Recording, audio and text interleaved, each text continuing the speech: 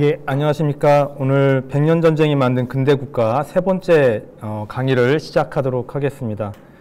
자, 추석들 잘 지내셨는지 모르겠네요. 또 굉장히 긴 연휴였었는데 다시 이제 일상으로 돌아와서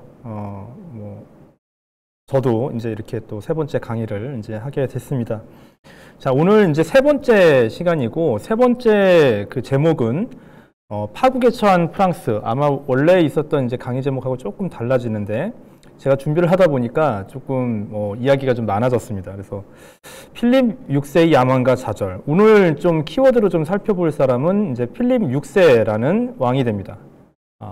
우리가 이제 뭐 프랑스 왕 하면은 맨날 제일 유명하게 아는 사람은 루이 14세랑 루이 16세죠. 그래서 루이 14세는 뭐 태양왕 뭐 이렇게 해서 알고 있고 루이 16세는 뭐 목 잘린 왕 이렇게 알고 있는데 뭐 수많은 왕들이 있습니다. 그 중에서 이제 그 14세기 초에 이제 왕위에 올랐었던 필립 6세라는 사람, 소소하지만 뭐 우리나라 사람들 입장에서 봤을 때는 그렇게 이제 소소한 왕이지만 이 사람이 어떤 생각을 갖고 있었고, 이 사람 때 예기치 않게 어떻게 백년 전쟁이 시작이 됐는지, 그리고 이후에 이제 프랑스가 계속해서 지고 결국에는 또 이제 잉글랜드랑 프랑스가 서로 싸워서 일단락이 지어진 상황에서 그 유명한 흑사병이 이제 발생을 합니다. 그래서 이 부분까지 1328년부터죠. 1328년에 즉위했는데 1328년부터 1350년까지 딱 이제 필립 6세의 재위 기간입니다. 50년에 죽기 때문에 이 기간에 이제 프랑스를 중심으로 해서 백년 전쟁이 왜 일어났고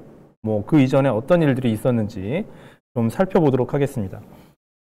자, 뭐 저번에도 이제 잠깐 이제 얘기를 했다시피 유명한 사건이 이제 1328년에 29년이죠. 이제 에드워드 3세가 그 필립 6세에게 분권 신설을 한 사건입니다. 이거는 이제 좀 이따 다시 얘기를 하기로 하고 여러분들에게 이제 지난번에 얘기했던 것을 다시 한번 기억을 되살리기 위해서 그 카페 왕조 말에 왕위 계승이 어떻게 됐는지 좀 보도록 하겠습니다. 여기 보게 되면은 필립 4세, 우리 지난 시간에 봤던 사람이 바로 필립 4세죠. 필립 4세에게 아들이 3명 있고 딸이 1명이 있었는데 아들 셋 다 모두 좀 되게 일찍 죽게 되고 딸이 없었고, 그죠? 그리고 그 와중에 이 필립 5세가 조카였던 자네 왕위를 찬탈하면서 여자는 왕이 못 된다 이렇게 얘기를 하면서 자기가 왕이 됐었고, 이 선례에 따라서 뭐 그냥 필립 5세도 딸만 있는 상황에서 이제 샤를 막내 동생이었던 샤를이 왕이 됐습니다. 근데 샤를도 딸밖에 없었고 남성으로서 왕위를 계승할 만하다고 얘기가 되는 사람이 바로 이 이자벨의 이제 아들, 이제 외손자죠. 필립 4세의 외손자입니다. 에드워드 3세랑 저쪽 동생의 아들, 조카죠. 필립 4세의 조카입니다. 조카인 필립 드 발루아, 발루아 가문의 필립이 있습니다. 사실 이제 뭐 저번에도 말씀드렸지만 프랑스 왕조가 발루아 가문이 있고 뭐 발루아 왕조가 있고 뭐 부르봉 왕조가 있고 뭐 오르레앙 왕조가 있고 다 이렇게 얘기는 하지만 사실 기본적으로 다 카페 왕조의 반개입니다. 다시 한번 말씀드리면. 자, 이런 상황에서 이제 필립 6세랑 에드워드 3세가 있었는데 둘 중에서 이제 프랑스 대귀족들이 모여서 필립 6세를 저쪽에 있는 필립 6세를 왕으로 뽑았다. 여기까지 얘기를 드렸던 것 같습니다. 자, 이렇게 해서 이제 왕이 된 필립 6세. 제가 여기 앞에 써놓은 거 보면 컴플렉스와 욕망이라고 되어 있죠. 컴플렉스가 있습니다. 그냥 자동적으로 왕의 아들이기 때문에 그냥 당연하게 왕이 된 게 아니라는 거죠. 조카이기 때문에 귀족들이 모여서 그래 네가 왕 해봐 하고 선출을 해줬기 때문에 왕이 된 거예요. 그러니까 귀족들에 대해서 함부로 뭐라고 할 수 없는 그런 이제 위치에 있는 거죠. 물론 이제 프랑스의 역사에 우리나라처럼 반정이란 게 있진 않지만 어쨌든 귀족들이든 대신들이든 이런 이제 유력자들이 추대해서 왕이 된 사람들은 자기를 왕으로 추대해준 그 유력자들에 대해서 항상 작아지는 모습을 보여줄 수밖에 없습니다. 이걸 타개하기 위한 방법. 그거는 이제 자기도 그 카페 왕조의 유명한 자기 이제 뭐 그 원래 정통 가문의 유명한 왕들과 마찬가지로 같은 카페 왕조의 혈통을 받고 있다. 그래서 그만큼 똑같이 위대한 일들을 해낼 수 있다라는 걸 보여주면 됩니다. 그래서 이제 필립 6세 콤플렉스와 욕망 바로 루이 9세와 필립 4세를 모방하는 거죠. 그러니까 루이 9세가 했던 것들, 그 다음에 필립 4세가 했던 것들 중에 왕권을 드높이기 위한 여러 가지 이제 뭐 그 활동들, 정책들 이런 것들을 다른 방식으로 이제 진행을 하게 됩니다. 자, 일단 1328년 4월 1일 날 즉위를 했어요. 이제 왕으로 딱 들어갔고, 이제 공식적인 이제 축성식, 사크르라고 하는데 축성식을 5월 28일 날 진행을 합니다. 아는 분들은 계시겠지만 프랑스에서 왕이 축성식을 거행하는 곳은 파리가 아닙니다. 랭스라는 곳이고 샹파뉴 지방이라고 해서 파리의 동쪽 지방이에요. 샹파뉴 지방이 있고 거기에 이제 랭스라는 도시가 있고 거기에서 이제 뭐 프랑크 왕이었던 클로비스가 처음으로 도유식을 받았기 때문에 거기에서 이제 축성식을 해야 된다라고 얘기를 합니다. 축성식은 두 가지 상식으로 제가 좀 더 말씀드리면 축성식은 두 가지 과정을 거칩니다. 첫 번째는 대관식이고 두 번째가 도유식이에요. 대관식은 왕관을 머리에 쓰는 거죠. 물론 이제 로마 시대 때는 황제가 자기 스스로 쓰는 거예요. 나폴레옹이 그거 따라한 거죠. 그 다음에 도유식이라는 거, 그 대관식이라는 건 그래서 뭘 뜻하냐면 나라가 하나로 뭉쳐져 있음. 이 왕을 중심으로 뭉쳐져 있고 통합되어 있다는 걸 의미합니다. 도유식은 성경에서 나오는 거죠. 성경에서 신의 여호와의 이제 부름을 받아서 왕이 됐다는 뜻이에요.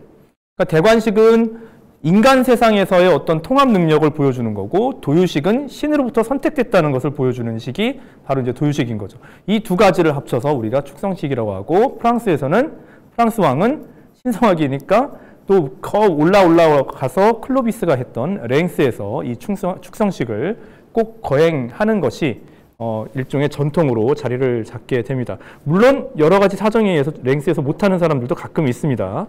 하지만 대부분 거의 한 80% 이상은 다 랭스에서 도유식을 했습니다. 자, 선출된 반개왕이라는 단점을 감추기 위해서 정통성을 강조하고 루이 9세와 필립 4세를 모방한다.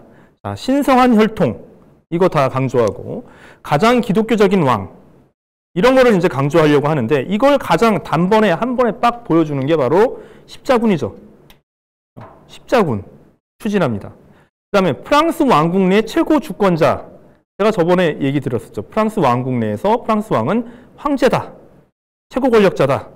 이런 것들을 보여주기 위해서 또 플랑드르와 또 전쟁을 하고 플랑드르는 진짜 이 중세 말에 거의 진짜 현대의 중국에서의 홍콩과 같은 그런 이제 모습을 보여줍니다.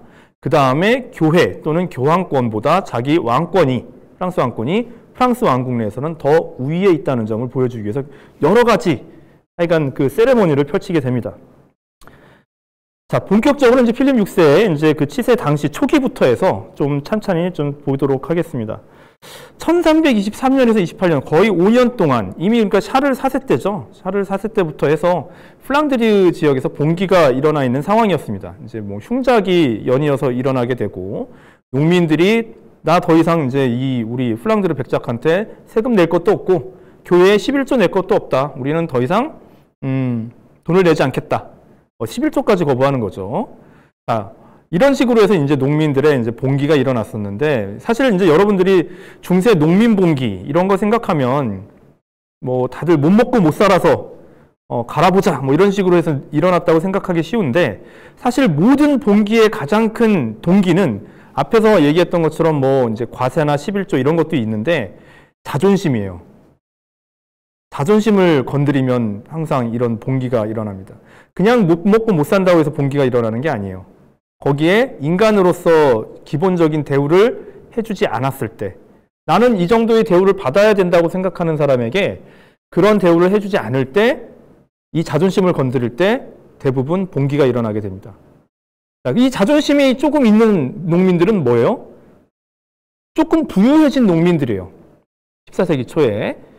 그러니까 봉기를 주도한 건 주로 어느 정도 여력이 있고 리더십이 있는 분홍들이 주도합니다. 다음 시간에도 보겠지만 프랑스의 가장 규모가 컸던 자크리의 봉기라든가 아니면 1381년에 있었던 잉글랜드 농민 봉기 같은 경우도 보면 분홍들이 주도하는 거예요. 그렇죠? 자, 그리고 이 사람들이 나도 잘 살기 때문에 어느 정도 좀 대접을 받았으면 좋겠는데 귀족이라든가 이런 사람들이 여전히 나를 무시한다. 그리고 돈 내라고 닥달하고 이런다. 이런 과정 속에서 이제 봉기가 일어나는 거죠. 그래서 이제 분홍이 주도하고 이제 몰락한 귀족 또는 이제 도시의 부르주아들도 여기에 합류를 했습니다. 그래서 대귀족에 대한 저항이 이제 이뤄졌던 거죠. 그래서 플랑드르 백작이 이거를 진압을 못하고 진땀을 뻘뻘 빼고 있을 때 이때 필립 6세의 국왕군이 8월 23일 날 합류를 해서 이 플랑드르 백작을 도와줍니다. 이때부터 이제 플랑드르 백작은 완전히 친국왕편이 돼요.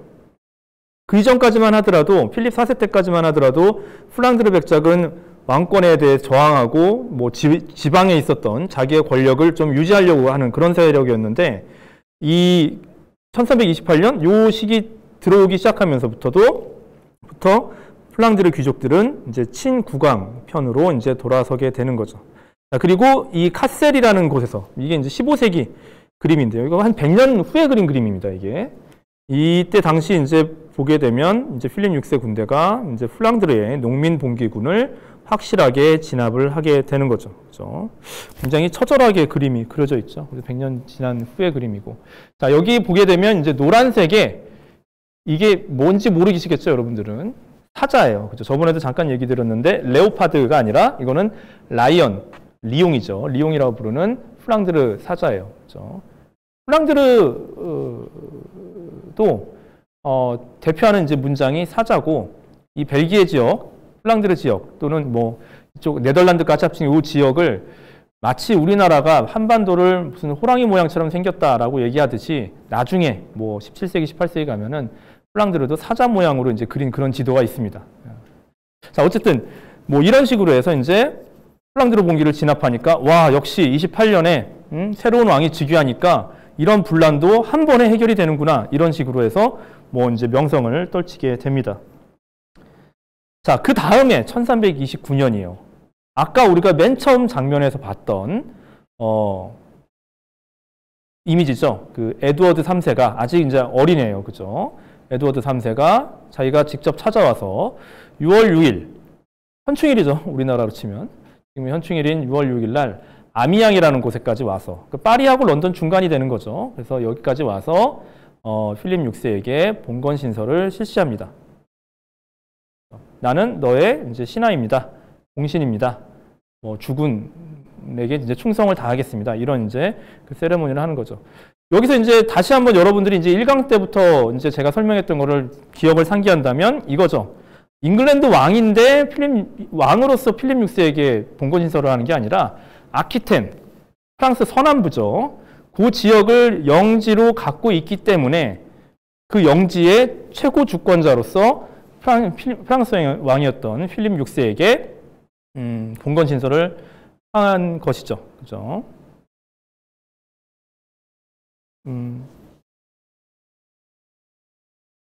왕위 계승 경쟁자란 말은 제가 잘못 쓴 것 같습니다. 여기 과거에 이제 왕위 계승 경쟁자였는데 제가 이걸 작성하다가 잘못된 것 같아요. 그냥 아키텐 영지 때문에 이 봉건 신설을 실시를 했습니다.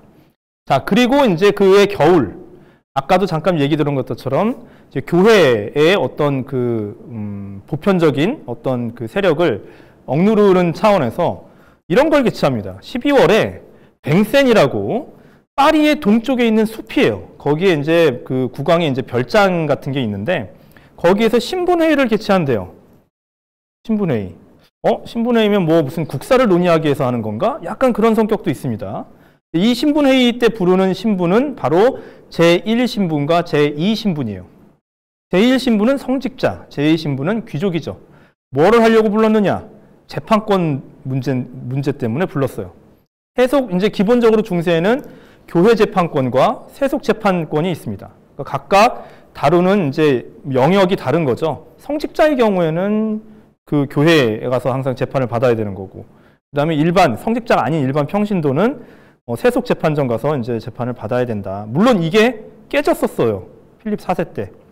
그때 이제 필립 4세 때도 우리가 얘기를 했던 것처럼 그 베르나르 세세라고 하는 성직자가 왕한테 재판받았죠. 그래서 이제 보니파키우스 8세가 그건 아니지라고 얘기했었던 건데 이미 뭐 끝났었죠.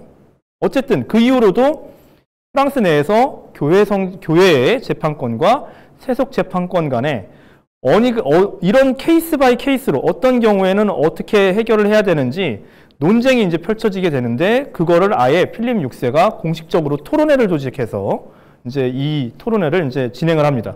자기는 사실은 왕이니까 세속 권력임에도 불구하고 자기는 중간에 있는 사람인 것처럼 하는 거죠. 왜? 프랑스 왕은 신성하니까 반쯤은 사제예요. 반쯤은 성직자라는 그런 이제 느낌을 주고 있는 거죠. 그러면서 세속 귀족의 그 대장이기도 하고, 그러면서 양쪽을 자기가 중재하고 뭐 토론을 이끌어 나가고 뭐 이런 식의 이제 토론회를 개최를 합니다. 사실 결론이 나진 않아요. 그 필립 6세가 결론을 내려고 이걸 모은 게 아니에요. 뭐냐면 제1신분, 제2신분, 즉 성직자랑 귀족 모아다가 왕이 그 위에 있고 그 넘어선 중재자라는 걸 보여주고 싶었던 거예요. 마치 루이 9세처럼. 자기는 플레이어가 아닌 거예요. 자기는 심판이지. 이걸 보여주려고 했던 게 바로 이 뱅센 신분회의입니다. 이런 것들을 짜잘짜잘하게 꼭 이제 따라 한다는 거죠. 그죠? 자, 그 다음에 이제 펼쳐진 또 새로운 재밌는 사건이 뭐냐면 1333년에 지복직관론 논쟁에 개입했다는 거예요. 뭔 소리냐 이건 또 지복직관론은.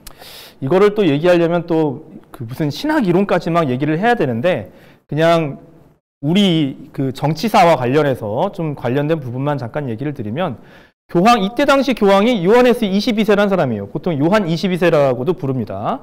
이 요하네스 22세는 이 뽑힐 때 우리가 지난 시간에 봤었던 필립 5세라고 하는, 그죠? 조카한테 왕이 뺏었던 그 필립 5세가 군사동원해서 교황으로 만들어졌던 프랑스 아비뇽 교황이에요. 그리고 이제 프랑스에 대해서 굉장히 고마워해요. 프랑스 왕에 대해서도 그러고. 그러면서 동시에 교황으로서는 부정부패와 뭐 하여간 교황답지 못한 모습을 또 많이 보여주는 그런 이제 교황이었던 거죠. 그죠? 근데 이제 여러 가지로 하여간 뭐 부패하고 타락한 교황이라고 막 여러 가지로 이제 그 공격을 많이 받게 되니까 나름 자기의 치적이라고 새로운 신학이론을 이제 고안해내요. 이제 아까 얘기 드렸던 이제 지복직관론인데, 뭐 여러 가지 지복직관론 중에서도 이제 요하네스 22세의 지복직관론이 있는 거죠. 그죠? 그런데 문제는 뭐냐면 요하네스 22세가 야, 내가 내 신학자들 동원해서 이런 이제 이론을 만들었으니까 교황이 만든 이론이고 이건 앞으로 교회의 공식 교리가 되는 거야.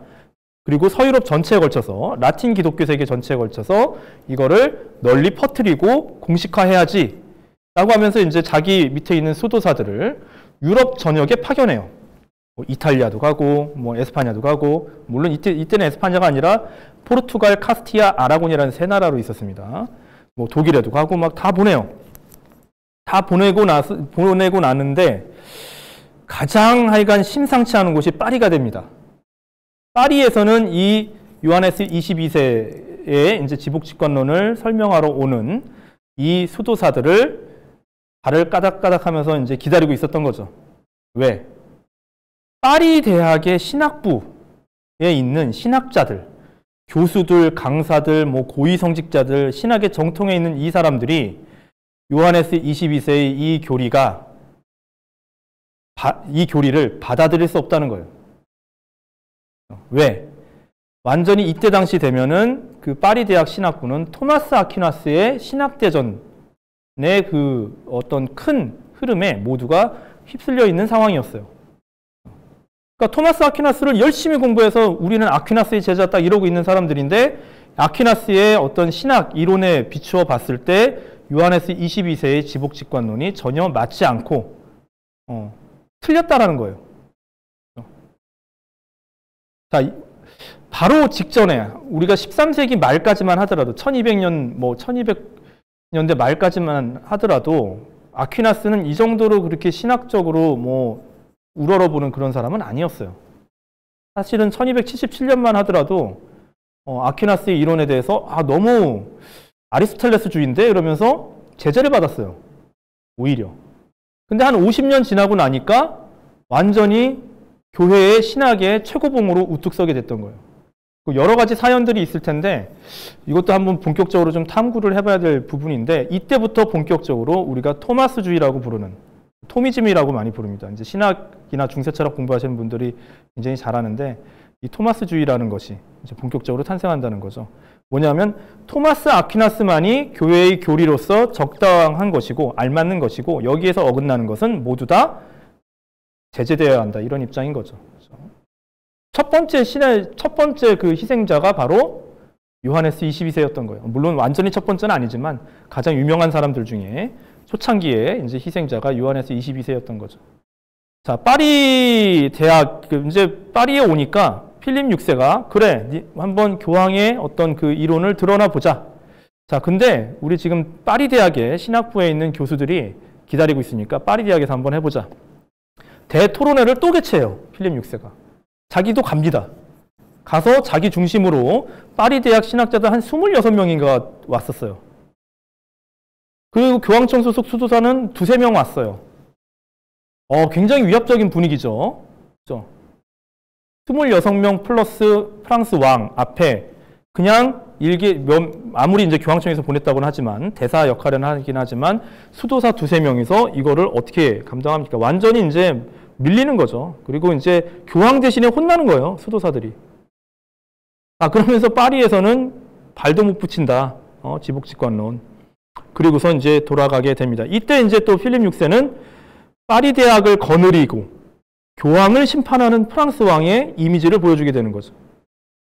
자, 그리고 파리 대학이라는 것은 뭐 중세 대학 아니면 중세 이런 것 좀 아시는 분은 13세기의 파리 대학, 소르본 뭐 이런 거 되게 잘 이름을 들어보셨을 거예요. 파리 대학은 신학의 중심지였어요. 13세기 내내. 그죠? 자, 그리고 교황이 굉장히 아끼는 대학 중에 하나였습니다. 그런데 어쩔 수 없이 가까이 있는 프랑스 왕과 점점 친해지게 되는 거죠. 특히나 이제 이 파리 대학을 적극적으로 후원해줬던 왕이 아니나 다를까 저번에 잠깐 얘기 드렸었던, 아니 잠깐이 아니죠. 한참 얘기 드렸었던 필립 4세였습니다. 필립 4세 때 이제 그 꼴레기움이라고 부르죠. 기숙학교인데 칼리지에라는 말에 이제 전형이 되는 그 꼴레기움 중에 원래 가장 유명한 건 소르본 꼴레기움이었어요. 근데 이제 이때 프랑스 왕이 이제 지원을 해준 나바라 꼴레기움, 즉 자기 부인이죠. 왕비의 그 왕위를 따서 나바라 꼴레기움을 만들어줬고 여기가 이제 오히려 더 소르본보다 더 큰 꼴레기움으로 성장을 하고 프랑스 왕과 긴밀해지는 그런 이제 모습을 보여줍니다. 그렇다고 해서 대학 자체가 완전히 왕권에 종속됐다고는 얘기할 수 없어요. 물론 이제 왕권의 영향을 받긴 하지만 마치 성균관이나 아니면 다른 나라에 있었던 그런 고등 교육기관과 달라요. 대학이라는 것은. 뭐 아무데나 이제 다 대학이란 말을 좀 고등교육기관이면 다 대학이란 말을 붙이는 사람들도 있는데 왜냐하면 학위라는 것을 자율적으로 주기 때문이죠. 왕이 주는 게 아니에요. 학위라는 것은 대학 내에서 대학인들 사이에 자기들이 결정을 해서 그렇게 해서 주는 거죠. 이 학위 제도가 그죠? 자율적으로 굴러가는가의 문제. 이게 이제 대학인가 아닌가를 이제 결정하게 되는 거죠. 자, 파리 대학은 그런 곳이었습니다. 자, 어쨌든 파리 대학은 아퀴나스 중심이고 그 다음에 프랑스 왕은 여기에 편승을 하고 그리고 마치 자기가 옛날에 필립 4세가 보니파키우스 8세에게 했던 것처럼 자기도 요하네스 22세에 대해서 일종의 심판하는 모습을 보여주게 되는 거죠. 그죠? 그래서 이때 당시에 이제 파리 대학의 위상은 뭐냐면 교황의 맏딸이라고 하는 그런 별칭을 얻게 됩니다. 피유 디 후아라는 이제 킹스 도터죠. 그죠? 그런 표현을 얻게 되는 거죠. 그죠? 자, 그 이후에도 이제 요하네스 22세를 또 공격하는 여러 가지 신학자들의 이제 뭐 입장들이 막 발표가 되기 시작하면서 요하네스 22세도 충격을 받습니다. 그 다음에 1334년 12월에 충격을 받고 원래 나이가 굉장히 많았기 때문에 사망을 해요. 그죠? 자신의 이론에 대한 거센 반대에 충격을 받았기 때문에 이제 사망을 하는 일이 벌어지게 됩니다. 자, 이런 일과는 또 별도로 이제 1333년에 이제 이런 지복직관론과 관련해서 누구예요? 요하네스 22세랑 이제 겪었던 분쟁. 사실은 요하네스 22세가 필립 6세에게 굉장히 잘해줬는데도 불구하고 정치적으로 이렇게 행동을 했던 거죠. 요것도 사실은 백년 전쟁으로 가는 어떻게 보면 길 중에 하나이긴 해요. 그렇죠? 자, 그 다음에 또 어떤 일들이 있었냐면 로베르 3세라고 하는 이제 그 귀족에 대한 재판이에요. 뭐 1330년에서 34년까지 이제 이루어진 이제 기나긴 법정 투쟁입니다. 로베르 3세라고 하는 사람이 재판을 건 거죠. 왜? 고모 땅을 자기 걸로 다시 만들어 놓기 위해서. 왜? 아버지가 좀 일찍 돌아가셨어요. 그러니까 갓난애기였어요, 자기는. 그러니까 아버지 다음으로 그 아버지 백작이었는데 그 백작령을 부여받은 사람이, 상속한 사람이 동생이었던 아버지의 동생인 자기 고모가 되는 거예요. 마오라는 이름에 마틸드라고도 하기도 하고 이제 마오라고 이름을 붙은 고모에게 그 백작령이 넘어간 거죠. 그 백작령의 이름이 아르뚜아라는 곳이에요. 아흐뚜아라고 이제 발음을 하는데 여러분들 요즘에 4개만 원 하는 맥주 중에 스텔라 아르뚜아 있죠. 바로 거기입니다. 아르뚜아. 그렇죠? 아르뚜아 백작령을 이제 고모가 상속받았고 로베르 3세는 이제는 그거를 고모에게서부터 자기에게로 자기가 이제 다시 환수를 하려고 법정 투쟁을 이제 시작을 하는 거죠. 자, 사실 로베르 3세라는 사람은 어떤 사람이었느냐? 1328년에 그죠? 1328년에 필립 6세가 왕으로 선출될 때 그때 필립 6세 편에 서서 모든 대귀족들에게 필립 6세 편을 들어주었던 킹메이커 역할을 했던 사람이에요. 그래서 이제 필립 6세와의 친분을 이용해서 재판을 자기에게 유리하게 이끌고 나가고자 했던 거죠.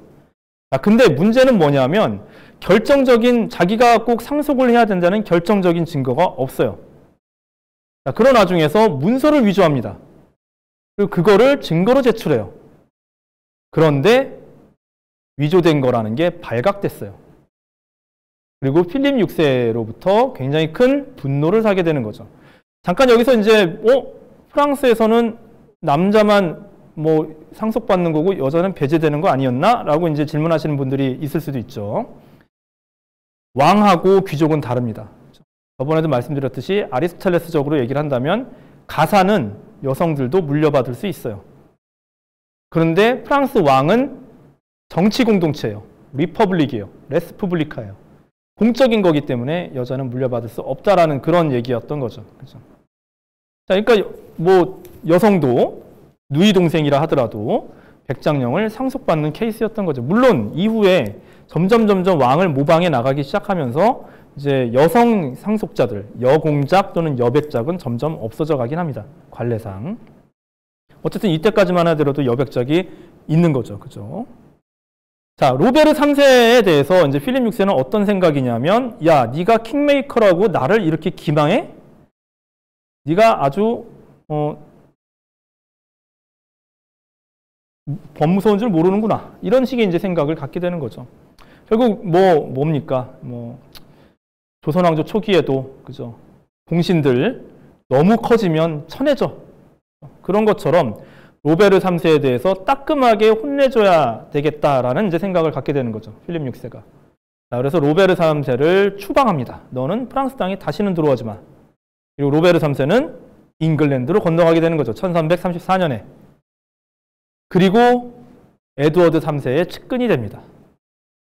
이때 이제 여기 사실은 이제 소설가들이 역사소설, 프랑스에도 이제 역사소설이 많은데 이 역사소설에서 주로 단골 메뉴로 등장하는 게 이 로베르 3세가 바로 필립 6세에게 전쟁을 일으키도록 에드워드 3세를 부추겼다. 이겁니다. 그래서 가상의 대사가 등장을 하죠. 내가 만든 왕을 내가 퇴위시키겠다. 이런 식의 이제 얘기를 했다고 하는데 증거는 없습니다. 사실 그런 얘기를 했다는 건.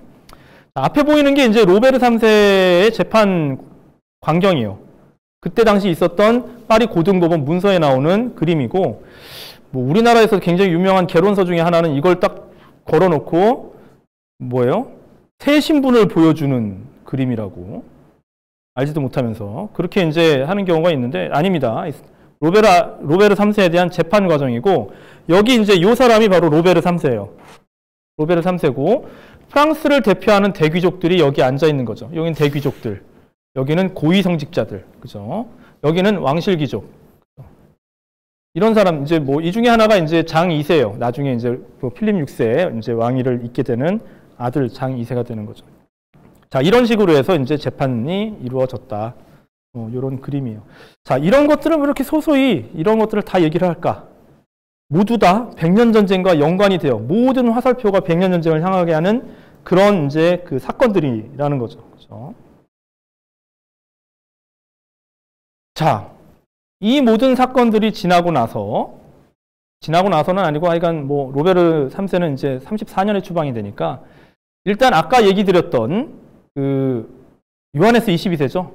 요하네스 22세에 대한 그 지복직관론, 그 논쟁이 끝나고 나서 필립 6세는 과감한 결정을 하나 하게 됩니다.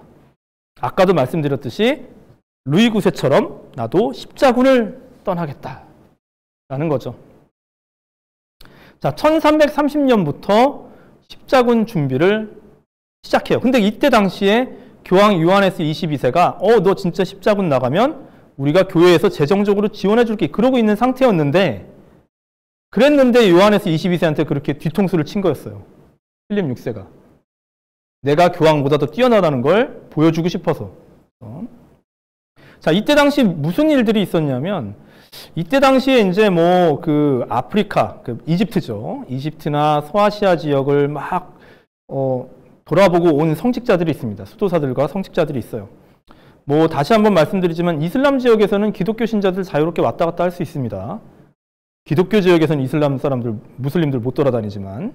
그래서 이제 동향을 보고 이제 간곡하게 필립 6세에게 얘기했던 거죠. 지금 십자군을 일으킬 적기다. 뭐 쟤네들 뭐 일칸국이랑 막 맘루크 왕조랑 뭐 이렇게 싸우느라고 정신없고 등등등 이런 얘기를 합니다.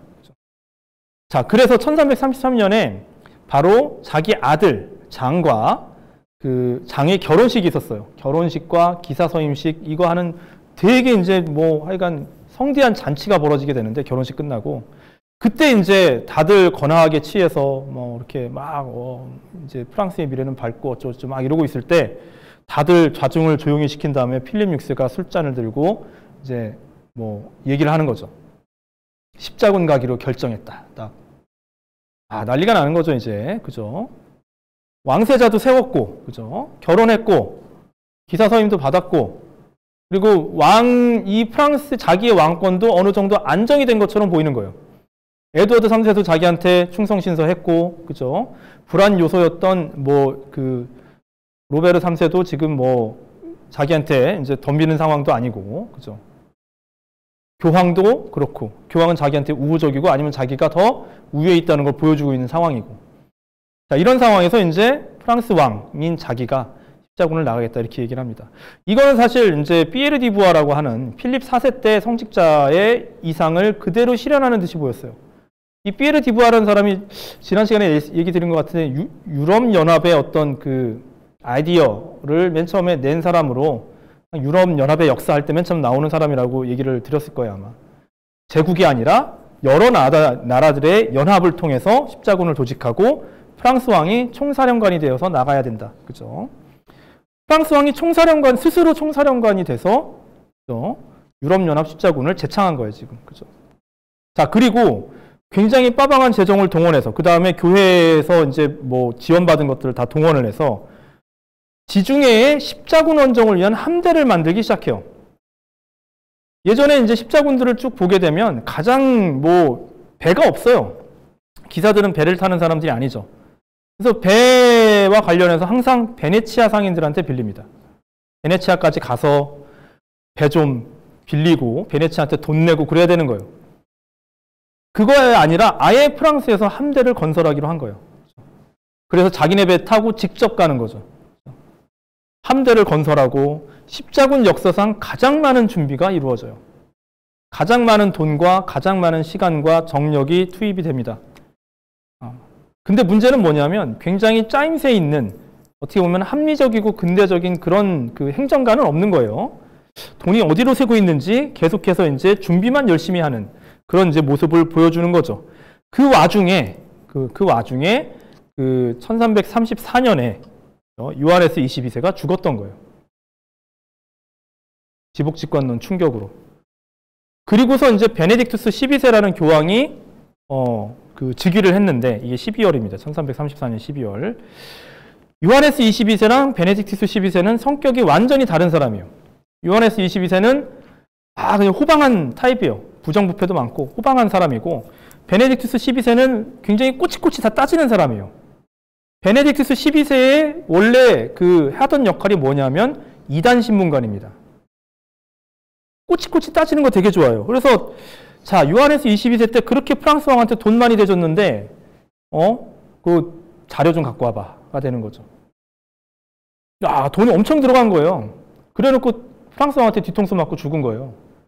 베네딕투스 12세가 이거 더 도와주면 안 되겠다.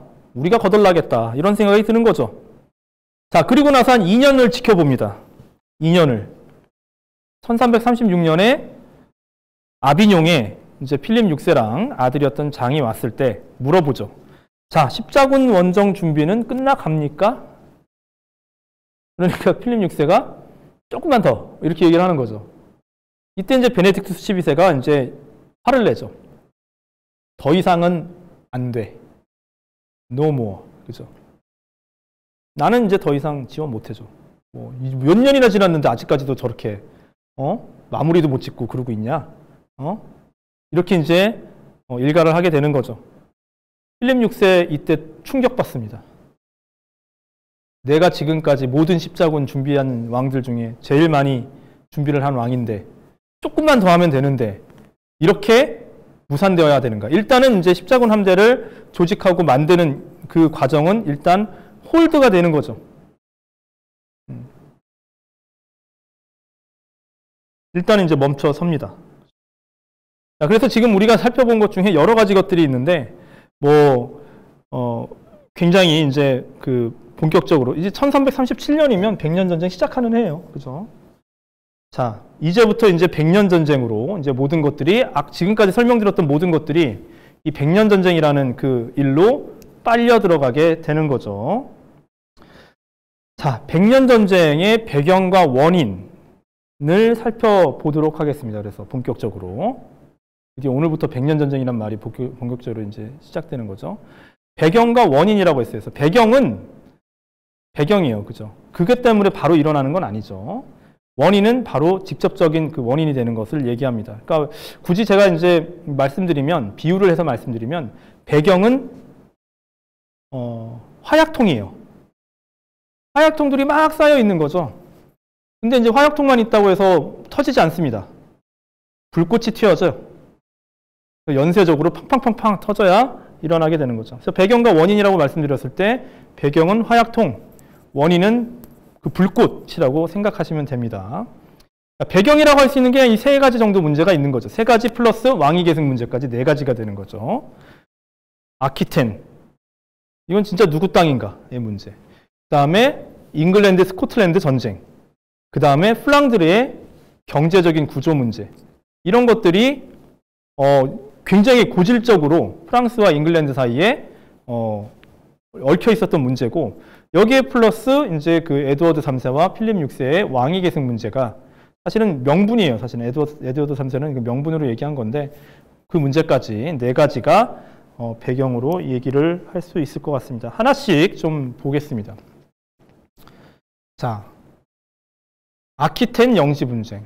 봉건적인 주종 관계에서 대등한 왕국 간의 주권 분쟁으로 바뀐다. 이미 이제 13세기에도 내내 저 땅을 갖고 프랑스 왕이 자기가 이제 그 죽은 노릇을 하면서 잉글랜드 왕을 오라가라 하는 거예요, 자꾸. 이래라 저래라 하고. 그래서 말 안 들으면 야, 몰수. 그러면 또 싸움 나고. 근데 워낙 프랑스가 인구도 많고 뭐 물자도 풍부한 곳이기 때문에 항상 프랑스가 이겨요. 저번에 봤던 샤를 4세 당시에 생사르도스 전쟁 때도 마찬가지죠. 그죠? 자, 봉건적인 관계라고 했을 때는 이게 뭐 납득이 가는 그런 거였는데 점점 두 나라는 서로 대등한 왕국 대 왕국의 이제 그 관점에서 바라보기 시작했을 때 과연 이 기엔, 뭐 이제 그 지방어로 기엔이고 원래 이름은 이제 아키텐이죠. 이 아키텐 지역에 진짜 주권자는 누구냐라는 문제가 점점 크게 대두가 되는 거죠. 진짜 누구 땅이야, 그래서. 그죠? 12, 13세기는 그런 얘기가 안 나왔던 거죠. 지금 이제 영국 왕이 다스리고는 있는데 상위 종주권자는 프랑스 왕이야. 이렇게 되는 거죠. 근데 그게 더 이상은 14세기에는 설명이 안 되는. 그래서 결국 누구 땅인데, 잉글랜드는 잉글랜드 땅으로 만들고 싶은 거고, 프랑스는 프랑스 땅으로 당연히 우리 거라고 얘기를 하고 싶은 거죠. 자, 그래서 이제 뭐 아키텐, 기엔 지역은 잉글랜드나 프랑스에게 첨예한 갈등의 지점으로 남게 되는 거죠. 내내, 하여간 12, 13세기 내내 아키텐은 잉글랜드의 고삐가 됐었어요. 그렇죠? 신하 취급하면서 뭐 빈번하게 영지몰수하고 뭐 등등등. 자, 그 다음에 이제 요런 게 이제 아키텐 영지 분쟁이고, 그다음에 두 번째는 아까 얘기 드렸던 에드워드 3세의 왕위 계승 배제 문제가 이제 있게 됩니다. 자, 그 다음에 세 번째가 뭐 아키텐 문제는 예전에도 많이 얘기를 드렸으니까, 자, 플랑드르 문제가 있어요. 그러니까 플랑드르 경제 문제라고 했는데, 자, 플랑드르는 당연히 프랑스 왕국에 속해 있지만 뭐 봉건적인 그 관계에 의하면 준자율성을 누리고 있었던 지역이에요. 그리고 여기는 도시가 엄청나게 발전을 하고 있었고, 이 도시에서 가장 주요한 그 품목 중에 하나가 뭐냐면 산업, 이제 제조업과 이제 상업인데, 제조업은 뭐냐면 모직물 만드는 거예요. 그 다음에 상업은 그 모직물을 파는 거예요. 그러면 그 모직물이라는 게 뭐예요? 양털이죠? 양털은 어디서 옵니까? 잉글랜드에서 오는 거예요. 잉글랜드에 있는 그 대목장에서 양을 키워서 양털을 깎아서 플랑드르에 보내면 플랑드르에서 모직물 만들어서 파는 거예요. 지금이야 보면은 이제 뭐 자본주의적인 관점에서 보게 된다면 원료 생산지가 어떻게 보면 더 착취를 많이 받는 제3세계인 경우가 많은데, 이때는 뭐 꼭 그런 관계는 아닙니다. 그죠? 잉글랜드가 어쨌든 플랑드르에 약물을 수출하고 있는 상황이고, 플랑드르는 그래서 잉글랜드 경제에 굉장히 중요한 역할을 하고 있었던 곳이에요. 그런데 필립 4세 이래로 프랑스 왕권이 플랑드르를 못 잡아먹어서 안달인 그런 상황일 때 잉글랜드는 이거를 굉장히 위협적으로 볼 수밖에 없죠. 불안하죠. 그리고 플랑드르는 또 플랑드르 나름대로 저항을 하고는 있지만, 도시, 농민, 귀족들 저항한다고 하지만 귀족은 이제 벌써 프랑스 편으로 넘어갔어요. 그죠? 도시민들이라든가 아니면 농민들 같은 경우에는 여전히 이제 뭐 프랑스와 이제 각을 세우고 있는 그런 모습이에요. 그죠? 특히나 아까 말씀드렸던 1328년에 카셀 전투 때 이제 프랑스가 이기게 되면서 잉글랜드의 위기감은 점점 상승하죠. 플랑드르가 프랑스에 완전히 종속되게 되면 쟤네들이 우리 경제를 갖고 놀 수도 있다라는 생각이 드는 거죠. 그렇죠? 이런 상황에서 이제 아까도 얘기 드렸다시피 귀족, 백작은 필립 6세를 지지하고 도시들은 에드워드 3세와 친밀한 관계를 맺게 되는 거죠. 그죠? 자, 여기도 그래서 프랑스와 잉글랜드가 첨예하게 경제 문제로 얽혀 있는 곳이 되는 거죠. 자, 마지막으로 이제 스코틀랜드 문제예요. 이거는 이제 좀 13세기 말부터의 상황인데, 잉글랜드가, 그죠? 잉글랜드 왕들이 뭐 에드워드 1세 때부터요. 에드워드 1세, 에드워드 2세, 뭐 에드워드 3세까지 계속해서 이제 스코틀랜드를 정복하기 위해서 꾸준히 원정을 떠납니다. 그거 얘기 중에 이제 뭐 아주 초창기 얘기를 다룬 영화가 뭐 옛날 영화 브레이브하트 있었고, 최근에 나왔었던 아웃로 킹이라는 것도 있었죠. 그죠? 로버트 브루스를 다루고 있었던. 자, 잉글랜드 스코틀랜드 전쟁이 벌어지게 되고, 그리고 여기에서 잉글랜드 기사들이 말을 타고 가서 싸우는 게 무용지물이구나. 활이 더 좋다. 그죠? 그러니까 이제 잉글랜드 군은 기사보다도 궁병들이 더 이제 그 활약을 하게 되는 그런 군대로 이 스코틀랜드와의 전쟁에서 바뀌게 돼요. 웨일즈와의 전쟁, 스코틀랜드와의 전쟁에서 바뀌게 됩니다. 뭐 여전히 근데 웨일즈 같은 경우는 잉글랜드가 쉽사리 이제 장악을 했는데, 저 스코틀랜드 지역은 장악하는데 굉장히 애를 먹게 되고, 결국에는 이제 여러 부족으로 갈라져 있었던 스코틀랜드는 오히려 잉글랜드의 침략을 막아내기 시작하면서 단일한 왕국 체제로 바뀌게 되고, 그 첫 번째 왕이 그 아웃로 킹에 나오는 로버트 브루스라는 사람이에요. 그렇죠? 자, 근데 스코틀랜드 원정하고 있는데 프랑스가 스코틀랜드를 도와줘요. 잉글랜드는 열받는 거죠. 그죠? 이것도 또한 잉글랜드가 프랑스에 대한 적대심을 키우는 그런 이제 사건들이 됩니다. 그러니까 이제 잉글랜드랑 프랑스랑 보면은 프랑스는 자기 북쪽에 친잉글랜드 지역을 갖고 있고 잉글랜드도 북쪽에 친프랑스 지역을 갖고 있는 자기 뒤통수에 뭐 하나씩 달고 있는 그런 이제 형국이라고 보면 됩니다. 둘 다 똑같이. 그렇죠? 그리고 뭐 아울러서 말씀드리면 스코틀랜드와 프랑스와의 아주 이 우호적인 관계는 나중에 스코틀랜드가 개신교로 완전히 개종할 때까지 지속이 되죠. 잉글랜드를 사이에 두고. 나중에 이제 스코틀랜드가 이제 장로교로 확실하게 이제 바뀌게 되면 종교개혁 이후에 프랑스랑은 이제 좀 빠이빠이 하게 되죠. 그죠?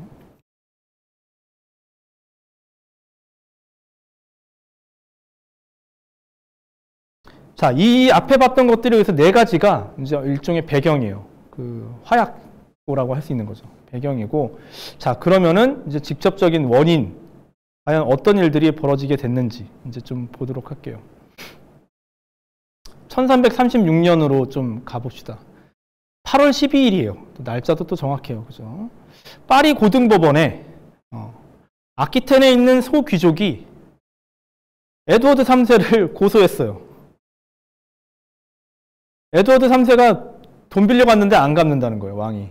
잉글랜드 왕인데. 사실 이제 아키텐에 있는 소귀족 같은 경우는 잉글랜드 왕은 왕이 아닌 거죠. 위에 있는 그냥 봉건 영주예요. 봉건 그 주군이에요. 그리고 그 주군의 주군이 이제 또 프랑스 왕인 거예요. 그렇죠? 아키텐 공작인 거죠. 그렇죠? 이 사람 입장에서 봤을 때는 에드워드 3세는 아키텐 공작 에드워드인 거예요. 그렇죠? 그래서 그 주군의 주군인 프랑스 왕에게 아니 프랑스에서는 이제 프랑스 왕이 최고니까 프랑스 왕에게 아니 저 위에 있는 그 에드워드가 나한테 돈 빌려가서 안 갚는다. 그래서 고등법원에 고소했어요. 필립 6세. 안 그래도 이제 막 그 십자군도 잘 안 되고 있는데 뭐 체면이라도 세워야 되겠죠. 그러니까 잉글랜드 왕을 부릅니다. 재판하려고 그래요. 그죠? 이거는 이제 봉신인 잉글랜드 왕이 프랑스 왕이 주재하는 법정에 출두해야 된다는 것을 의미하는 거 실제로 필립 6세는 부르죠. 에드워드 3세 안 갑니다. 왜 갑니까 자기가? 자기도 왕이니까. 그죠? 자, 그러면서 동시에 취했던 게 잉글랜드 교역상에게 플랑드르와의 양모 거래를 금지하는 그런 조치를 부과해요. 뭐 자기도 손해예요, 사실은. 그죠? 자기도 손해지만 일단 더 안 그래도 이제 프랑스 왕에게 불만이 많았던 플랑드르 도시민들을 자극하는 그런 조치가 되는 거죠. 자, 플랑드르 상인들은 양모 직조공도 마찬가지고 불만이 이제 이만저만이 아닌 거죠. 그리고 자기의 이런 이제 그 사태에 대한 그 화살을 사실은 이제 뭐 에드워드 3세도 문제가 많은 건데 에드워드 3세보다도 이제 프랑스 왕에게 돌리는 거죠. 그러면서 플랑드르 내에서는 반 프랑스 왕 필립 6세에 대한 정서가 이제 많이 이제 올라가게 됩니다. 자, 필립 6세는 이때 재판정에 출석하지 않는 에드워드 3세에게 위협을 가하죠. 너 안 와? 라고 얘기를 하면서 무력 시위를 하는 거죠. 어떤 무력 시위죠?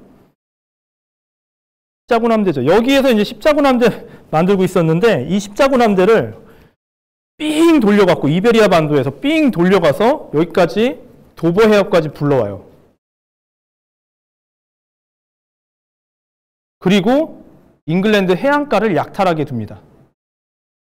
자, 십자군이 이게 할 짓입니까? 기독교를 위해서 이교도와 싸운다 이거였는데 그게 아닌 거죠. 같은 기독교인 옆 나라를 침탈하고 있는 거예요. 이게 이제 문제가 되는 거죠. 십자군. 이제는 이제 뭐 유럽 전체를 아우르는 십자군 이거 아닌 거죠. 한 나라의 그냥 군대의 역할을 하고 있는 거예요. 교회 어떻게 보면 십자군이라는 보편적인 이상을 위한 군대가 아니라 한 나라의 국익을 위한 군대로 바뀐 거죠. 그죠? 자, 이때 이제 잉글랜드 입장에서 봤을 때는 놀랍지도 않은 거예요. 역시 저거 십자군 가려고 만든 함대가 아니라 잉글랜드 치려고 만든 군대였구나. 저럴 줄 알았다. 이렇게 나와요, 사실은. 그리고 에드워드 3세는 그 십자군 함대를 보고 바로 이제 의회를 소집하죠. 이런 일들이 있다. 그리고 이제 본격적으로 전쟁의 길로 접어들게 됩니다. 자, 그 같은 해 12월 26일 날 필립 6세는 에드워드 3세한테 또 잉글랜드 사람들이 어떻게 생각하는지도 모르고 니네 땅으로 도망친 로베르 3세 불러와 라고 얘기를 합니다. 당연히 에드워드 3세 들은 척도 안 하죠. 거부입니다. 그죠? 자, 그러니까 바로 다음해 봄에 이제 필립 6세는 다시 한번 늘 루틴하게 써먹던 방법이죠. 아키템 영지 몰수 선언을 하는 거죠. 자, 이 날짜가 백년 전쟁 시작일이라고 보통 얘기를 해요. 하지만 아직 전쟁이 시작된 건 아니에요. 그죠?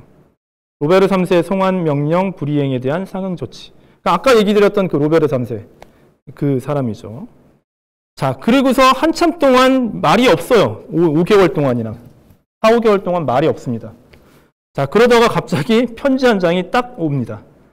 10월 7일 날 에드워드 3세가 보냈는데 이래저래 가갖고 만성절쯤에 11월 초에 필립 6세에게 도착했다고 해요. 그리고 이제 그 편지에 맨 처음 시작하는 말이 아 필립 드 발루아 키스 디 호아드 프랑스. 야 필립한테 네가 프랑스 왕이라고? 이런 뜻이에요. 굳이 얘기를 하면. 자칭 프랑스 왕이라고 하는 필립에게. 이런 식의 이제 시작하는 문두 접체부터 이렇게 시작하는 것 자체가 너를 왕으로 인정 안 한다는 얘기죠. 그죠? 이런 이제 편지를 보내고 선전포고를 하고 이제 필립 6세는 에드워드 3세랑 전쟁이다. 이렇게 이제 들어가게 됩니다.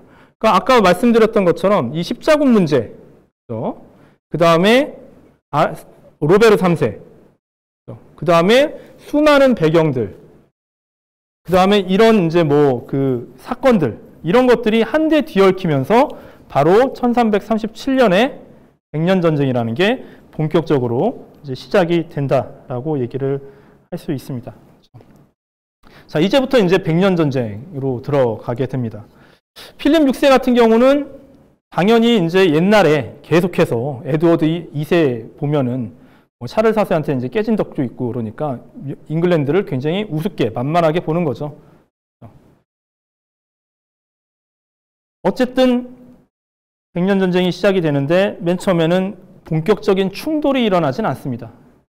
뭐 이제 전쟁 한다라고 얘기를 해놓는데 군대를 모아야 되고 준비를 해야 되기 때문에 시간이 꽤 걸리게 되는 거죠. 그리고 이제 뭐 우리나라처럼 뭐 왕이 강해서 뭐 군대 다 장악하고 있는 것도 아니고 그 군대를 모아야 돼요.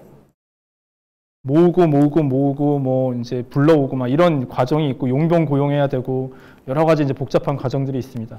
그 사이에 이제 둘은 이 프랑스와 잉글랜드는 두 나라는 이제 외교전을 펼치는 거죠.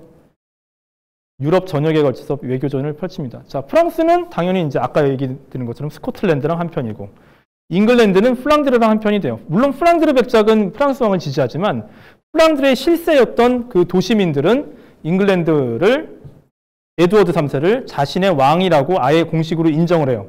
포고를 해버려요. 그죠? 자, 그 다음에 이제 독일 지역으로 넘어가게 되면은 요때 1337년 당시에 신성 로마 제국 황제는 비텔스바흐 가문에 있었어요. 그죠? 루드비 4세라는 사람이었고 이 사람은 잉글랜드 편을 들어줘요. 반면에 이제 이 비텔스바흐 가문이 끝나고 이제 한 10년 있다가 룩셈부르크 가문, 지금 우리나라에서 뭐 룩셈부르크라고 부르는 그 룩셈부르크예요. 그죠? 그 룩셈부르크 가문이 나중에 이제 황제가 되는데 여기에서는 프랑스 편이에요. 뭐 이제 이 비텔스바흐 가문이 신성 로마 황제를 하고 있을 때는 룩셈부르크 가문은 이제 반황제파 가문이었던 거죠. 그죠? 여기서 이제 지도를 보게 되면 이 분홍색으로 칠해져 있는 데가 룩셈부르크 가문의 땅이고 초록색이 비텔스바흐 가문 땅이에요. 주황색은 이제 중세 말에 이제 막 각광받기 시작하는 합스부르크 가문의 영지가 됩니다. 아직은 합스부르크가 그렇게 이제 뭐 뛰어난 그 모습을 보여주고 있을 때는 아니에요. 그죠?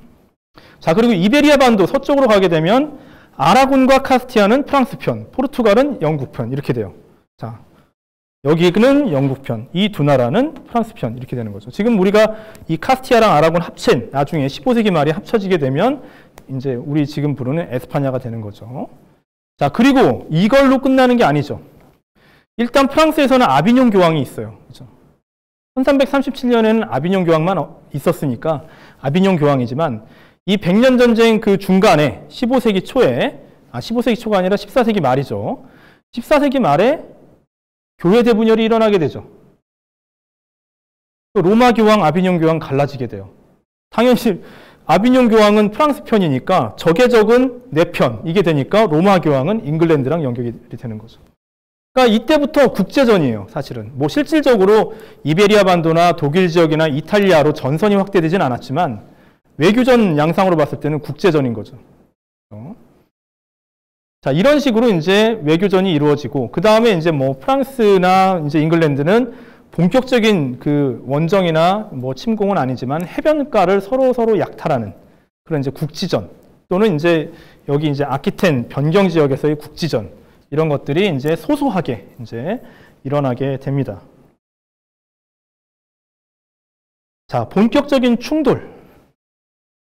1340년대부터 시작이 돼요. 그러니까 1337년에 뭐 서로 이제 막 이러고 나서 본격적인 충돌은 40년대에 이루어집니다. 아까도 얘기했다시피 프랑스 해군, 십자군이죠. 그죠?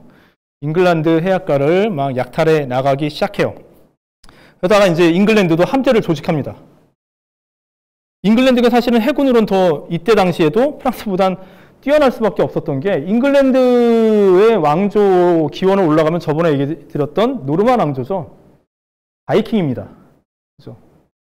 그러니까 해상전에서도 유리할 수밖에 없어요. 결국 1340년에 슬루이스라는 곳에서, 지금 벨기에 앞바다인데 여기에서 해전이 벌어지는데 프랑스 해군이 완전히 다 박살이 나죠. 십자군 다 사라졌어요. 물거품 됐어요.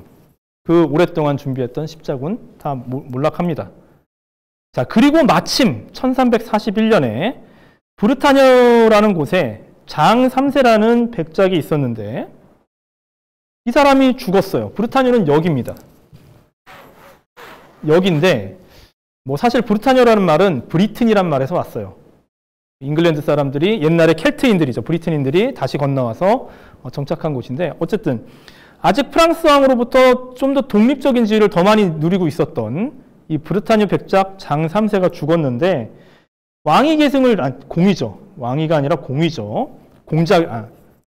백작이 아닙니다. 공작입니다. 그죠? 제가 잘못 썼네요. 공작인 장 3세가 죽고 나서 동생인 장드 몽포르라는 사람과 딸이었던 잔 빵티에브르 간의 전쟁이 나요. 마찬가지로 뭐 프랑스 왕위 계승이라면 당연히 동생인 장드 몽포르가 되는 게 당연한 건데, 여기는 가산이에요. 그러니까 딸도, 나도 아버지의 딸이니까, 장녀니까 내가 물려받을 거야 라고 하면서 삼촌하고 싸우는 거예요. 부랑. 자, 그런데 이 두 사람의 싸움은 옆에 있는 배우자들하고도 연관이 깊어요.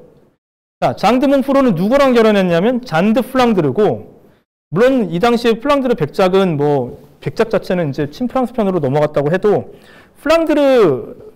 기본적으로 플랑드르 정서를 갖고 있는 여자고 친잉글랜드파 행보를 보여줬던 여자예요. 그러니까 장드 몽포르 같은 경우는 자기의 지원을 잉글랜드로부터 이제 받게 되는 거죠. 반면 딸이었던 잔 빵티에브르는 누구랑 결혼했냐면 샤를 드 블루아, 즉 프랑스 왕의 충실한 신하를 자처하는 샹파니 지역 귀족이에요. 당연히 그래서 이쪽은 잉글랜드파, 저쪽은 프랑스파가 됩니다. 대리전이 되는 거예요. 브르타녀라는 곳에서. 1341년부터 해서 1364년까지. 그리고 결국 뭐 결론을 먼저 얘기 드리면, 사실은 딸 잔 빵티에브르가 이제 지고 잉글랜드의 후원을 받았던 장드 몽포르가 이제 승리를 거두게 됩니다. 초기에는 그죠, 프랑스 쪽에 지원을 받았던 그 잔 빵티에브르 쪽이 유리했었는데, 뭐 100년 전쟁 초기에 뭐 프랑스가 잉글랜드한테 계속해서 밀리는 상황에서 결국에는 잉글랜드의 지원을 받았던 장드 몽포르가 승리를 거두게 되는 거죠. 자, 그러면 어떻게 되는 거죠? 프랑스 영국의 지도를 다시 보게 되면, 아까 요 지도를 보게 되면, 여기 영국이죠. 여기도 잉글랜드한테 넘어가죠. 그죠? 해안가도 바로 잉글랜드한테 다 노출이 되는 거예요. 아까 해군 다 망했으니까. 그죠? 그러니까 북부와 서부 지역 전체가 완전히 잉글랜드의 공격에 노출이 되어 있는 상황이 되는 거죠. 프랑스 왕국이. 그나마 다행인 건 잉글랜드가 인력과 자원이 부족하기 때문에 수시로 쳐들어올 수 없는 게 그나마 다행인 거예요, 지금. 이런 상황으로 이제 전개가 됩니다. 자, 뭐 브르타뉴 공위계승 전쟁에서 제일 유명한 게 30인 결투예요. 꽁바데 트렁트라고 해서 30명끼리 모이자 이거죠. 하도 이제 결판이 안 나니까 1351년에 이제 마지막 기사도다운 모습들이에요. 야, 우리 됐고 기사들 30명씩만 결판을 내자 이거예요. 그래서 이제 그 장드몽포르 쪽 30명 기사, 그다음에 잔빵띠에브르 쪽 30명 기사 이렇게 모여서 둘이 싸웁니다. 비슷비슷하게 죽어요. 8명, 6명 죽고. 뭐 굉장히 기사도적인 무용을 보여주는 스펙터클이긴 했는데 뭐 별 전체 판세에는 크게 영향을 못 미쳤던 그런 좀 에피소드가 되죠. 그렇죠? 이것도 뭐 나중에 이제 그린 그림이라 15세기에 그린 그림이죠. 그렇죠? 자, 이런 일들이 벌어지고 나서 이제 본격적인 잉글랜드의 프랑스 침략이 시작이 됩니다. 기가 막힌 일들이 벌어지게 되는 거죠. 자, 1346년 본격적으로 에드워드 3세가 그러니까 전쟁 준비하는데 한 9년 걸린 거예요. 실제로. 에드워드 3세, 잉글랜드는 사실 프랑스를 침략할 만한 사실은 그 등치가 되질 않아요. 이때 당시 프랑스 인구가 2천만이에요. 잉글랜드 인구는 500만입니다. 거기서 나오는 세금만 봐도 프랑스가 잉글랜드 국력의 4배예요.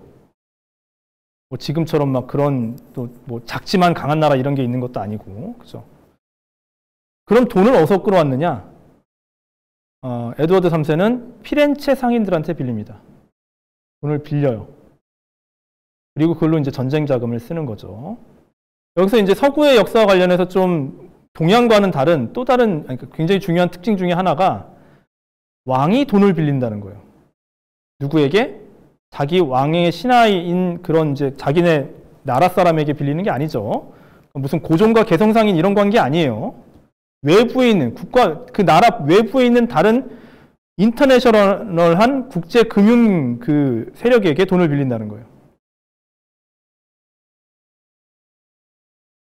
자, 근데 에드워드 3세는 나중에 자꾸 이 피렌체 상인들이, 금융가들이 돈 갚으라고 막 닥달하니까 에드워드 3세는 나 돈 못 갚아.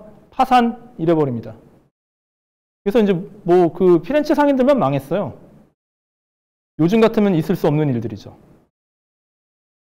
우리나라가 미국에 있는 어떤 큰 금융기구에 우리나라 정부가 돈을 빌렸는데 못 갚는다. 파산 이러면 막 국고 신용등급 떨어지고 뭐 경제 제재 조치 막 이런 거 들어오고 그럴 거야 아마. 그죠? 아무 일 일어나지 않아요. 여기서는. 그냥 상인들만 망했어요. 왜? 자본주의 세계가 아니기 때문이죠. 자본가들도 있고 상인들은 자본주의적으로 활동은 하지만 국가가 자본주의에 얽혀 있진 않아요. 반면에 나중에 불과 300년 후에 프랑스에서 가장 강력했던 왕인 루이 14세는 돈 못 갚는다는 얘기 못해요. 세금을 걷어서라도 돈을 갚아야죠. 루이 14세가 만들어 놓은 그 시스템은 지금이랑 비슷한 거죠. 얽혀 있는 그 시스템은. 만든 건 아니겠지만. 이게 이제 그 서양 국가들의 특징이에요. 자본주의라는 게 그런 거죠. 자본주의는 그냥 일상 속에서 있는 거예요, 사실은. 뭐 장사하는 사람들끼리 어디서나 있는 거지만, 과연 국가를 운영하는데 자본주의가 굉장히 큰 역할을 하는가의 문제에 있어서 바로 동양과 서양이 굉장히 큰 다른 길을 가게 되는 거죠. 자, 이미 이때부터 이렇게 나타났어요. 그죠? 자, 에드워드 3세 이렇게 해서 군대를 모아서 프랑스를 침략합니다. 이제 요 진한 초록색으로 간 길이 이 이제 에드워드 3세의 원정로예요.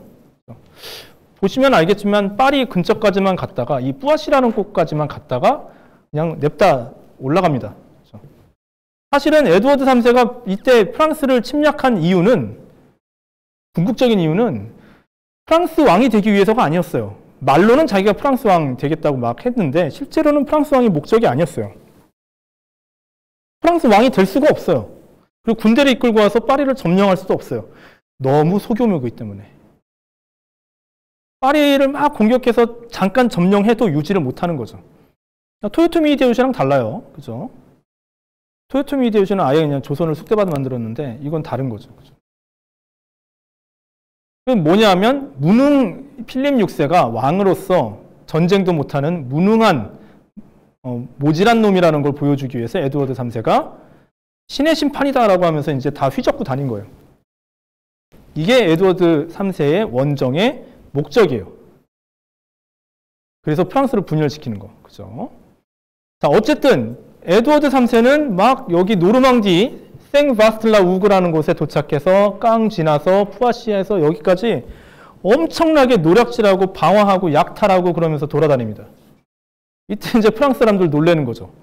아니, 프랑스 왕을 하겠다는 사람이 왜 우리 백성들을 그렇게 못 살게 구나. 이때 이제 본격적으로 프랑스 사람들이 이 전쟁의 실체를 알게 되는 거죠. 그 전까지만 하더라도 프랑스 왕이 이때 당시 이제 필립 6세가 문제가 뭐냐면, 아니, 전쟁이 일어날지 모르니까 미리 군대를 좀 모으자라고 신분회의를 개최해서 자꾸 돈 달라, 과세, 세금 걷자, 군대 준비하자 그러면은 모여서 한다는 말이, 아니, 아직 전쟁도 안 났는데 왜 우리가 돈을 내야 하나요? 에드워드 6세 에드워드 3세 아직 안 쳐들어왔잖아요.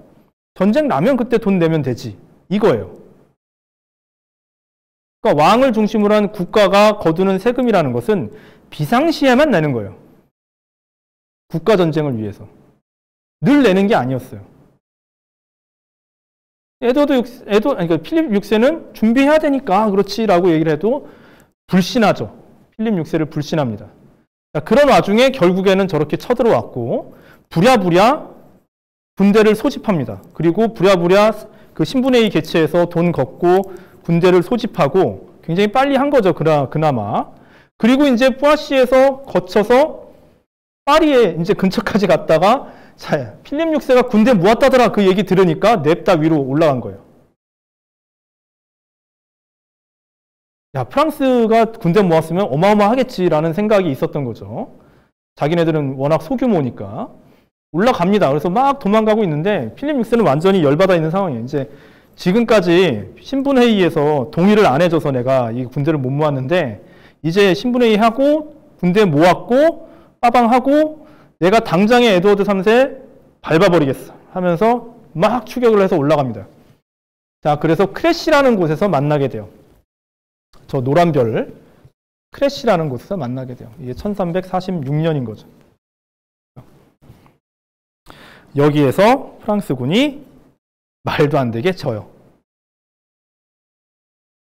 좀 더 많은 그림 자료를 준비했으면 좋겠는데, 이 크래시 전투는 어떤 거냐면 굉장히 전쟁사에서도 굉장히 중요한 전투가 되는데, 뭐냐면 아까도 말씀드렸듯이 잉글랜드군은 기사가 아니라 궁병을 중심으로 조직이 되어 있는 상황이었고, 프랑스군이 이제 막 몰려온다는 소리를 듣고 언덕 쪽으로 올라가요. 이렇게 언덕이 있는, 경사가 있는 언덕 쪽으로 올라갑니다. 그리고 그 이제 위에 잉글랜드군이 있는 걸 보고 이 프랑스 군대가 도착을 하는 거예요. 기사, 막 엄청나게 많은 수의 기사들이 도착을 하고, 프랑스에서는 궁병이 용병들이었어요. 제노바 용병들이었는데, 자, 여기서 이제 활을 보게 되면, 자, 요런 거죠. 이게 크래시 전투 그림인데, 자, 이게 잉글랜드 궁병들이고, 이거는 이제 프랑스 쪽이에요. 이게 제노바 궁병들이에요.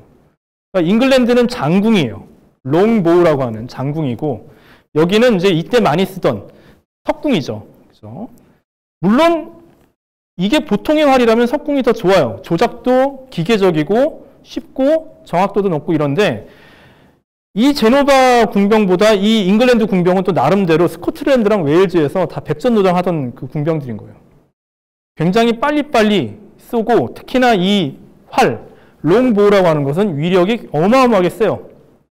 이렇게 나가는 게 아니라 이렇게 돼서 훅훅 나가는 활인 거예요. 다. 위력이 어마어마하게 센 거죠. 자, 그런데 여기는 잘 이제 그 표현이 안 돼 있는데, 자, 잉글랜드군은 언덕 위에 있고, 프랑스군은 언덕 밑에 있는데, 이 바보 같은 프랑스 기사들이 이 잉글랜드군을 얕잡아 본 거예요. 특히나 이제 그 필립 6세의 동생이 있었습니다. 동생이 굉장히 어떻게 보면 성급하고, 그죠? 자기 잘난 맛에 사는 그런 왕의 동생인데, 와서 준비도 안 하고, 전열도 안 가다듬고, 준비도 안 하고, 자기를 보호해주는 이 제노바 군병들이 활도 꺼내기 전에 막 달려 올라갑니다. 언덕 위로. 기사들은 기마전은 평지에서 해야 돼요. 언덕에서 올라가는 건 바보짓입니다. 1066년에 이미 그 윌리엄이죠. 노르망디 공작의 윌리엄이 헤이스팅스 전투를 할 때 잉글랜드 보병들이, 그때 당시 잉글랜드 보병들이 너무나 잘 막아냈었어요. 그 기병들에 대해서.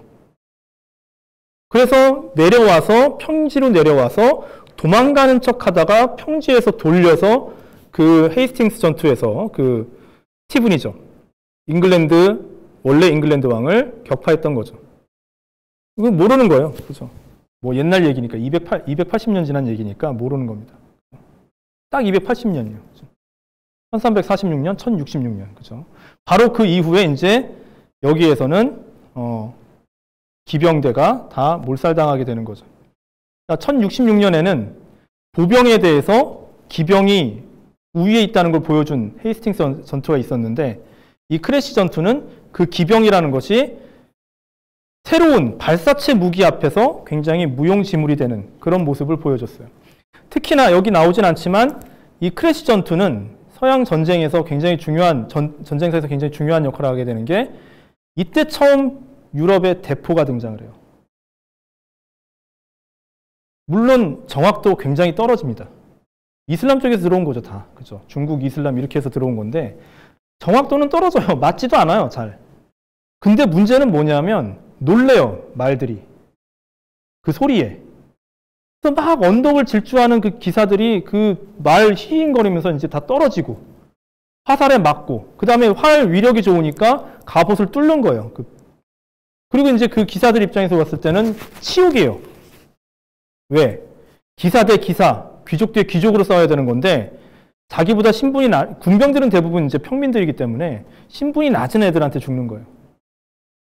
엄청난 치욕인 거죠. 그죠? 자, 이게 이제 크래시 전투였어요. 그죠? 프랑스군은 말도 안 되게 대패해요. 자, 그리고 나서, 이게 웬일이냐? 이제 에드워드 3세는 우리가 프랑스를 이겼네? 거의 뭐 이제 사실은 뭐 마라톤 전투 같은 거죠. 살라미스 해전이고, 잉글랜드 입장에서는 소수의 병력으로 말도 안 되게 대군을 맞서 싸워서 이기니까. 그죠? 자, 그리고서 이제 그 기회를 틈타서 계속해서 싸울 수는 없으니까, 틈타서 이제 잉글랜드로 넘어가려고 합니다. 그때 이제 또 에드워드 3세가 생각했던 게, 저 위에 깔레라는 항구를 점령하면, 저 도시를 점령하면 아주 계속해서 잉글랜드가 이제 그 전초기지로서, 전진기지로서 굉장히 유명한 그 힘이 있겠다, 이렇게 생각을 하게 되죠. 자, 그래서 1346년 겨울부터 해서 깔레를 포위합니다. 근데 이제 필립 6세의 군대는 다 박살났어요. 새로 군대를 모을 수가 없는 상황이에요. 그러니까 깔레는 그냥 그 사정을 잘 모른 채 언젠가는 다시 필립 6세가 군대를 모아서 우리를 도와주겠지라고 하면서 에드워드 3세에 대해서 계속해서 이제 그 저항을 하죠. 끝까지 저항을 합니다. 그리고서 왕한테 소식이 올 때까지 기다리는 거죠. 자, 그런데 결국 옵니다. 군대 못 보내죠. 자, 그 얘기를 딱 듣는 순간 이제 깔레 이제 그 시 지도부는 더 싸우면 안 되겠다, 이런 생각이 들죠. 항복해야겠다. 이거는 뭐 안 되는 일이다. 그래서 이제 그 유명한 일화가 깔레 시민들 이야기예요. 로댕이 이제 저렇게 성동상을 만들었던 그 시를 운영하던 고위층 4명이서 우리 시민들은 죽이지 말아주세요. 우리한테 죄가 있습니다. 하면서 죄인이라는 걸 표현하듯이 목에다가 이제 그 동아줄을 물고 에드워드 3세한테 가서 우리만 어떻게 하고 사람들은 죽이지 말아달라고 간곡하게 부탁했다고 하는 전설이죠. 예, 전설입니다. 실제로 저런 일은 없었다고 합니다.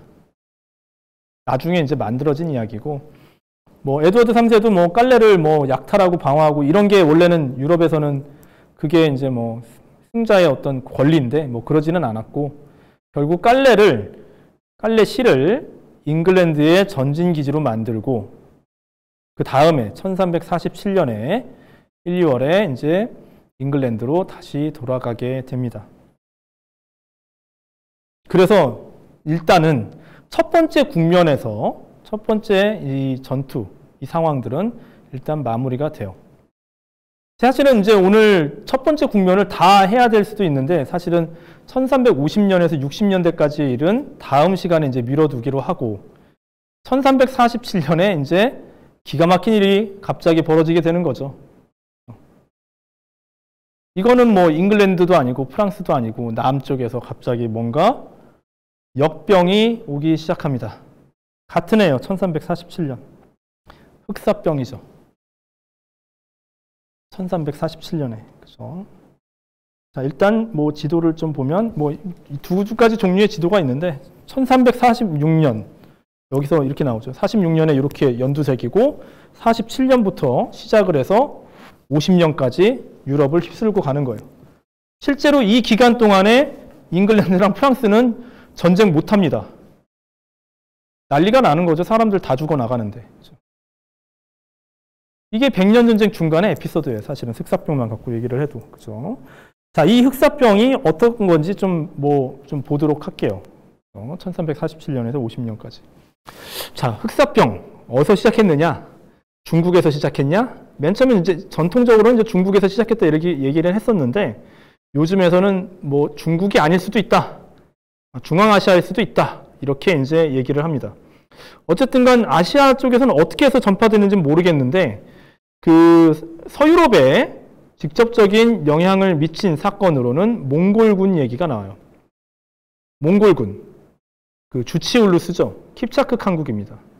그 킵차크 칸국이 흑해 지역의 카파라고 하는 도시를 점령하는데, 이 흑사병에 묻은 고기를 이 카파시에 던졌고, 거기에 이제 전염된 그 카파시 사람들이 다 흑사병으로 죽어나가면서 카파시를 점령했어요. 지금 페오도시아라고 하는 도시인데, 그리고 여기는 흑해 지역은 뭐 제노바 상인들이 많이 들락날락 하는 곳이라, 제노바 상인들이 이제 전쟁 피해서 이제 카파시를 빠져나가는데 감염이 돼서 빠져나간 거예요.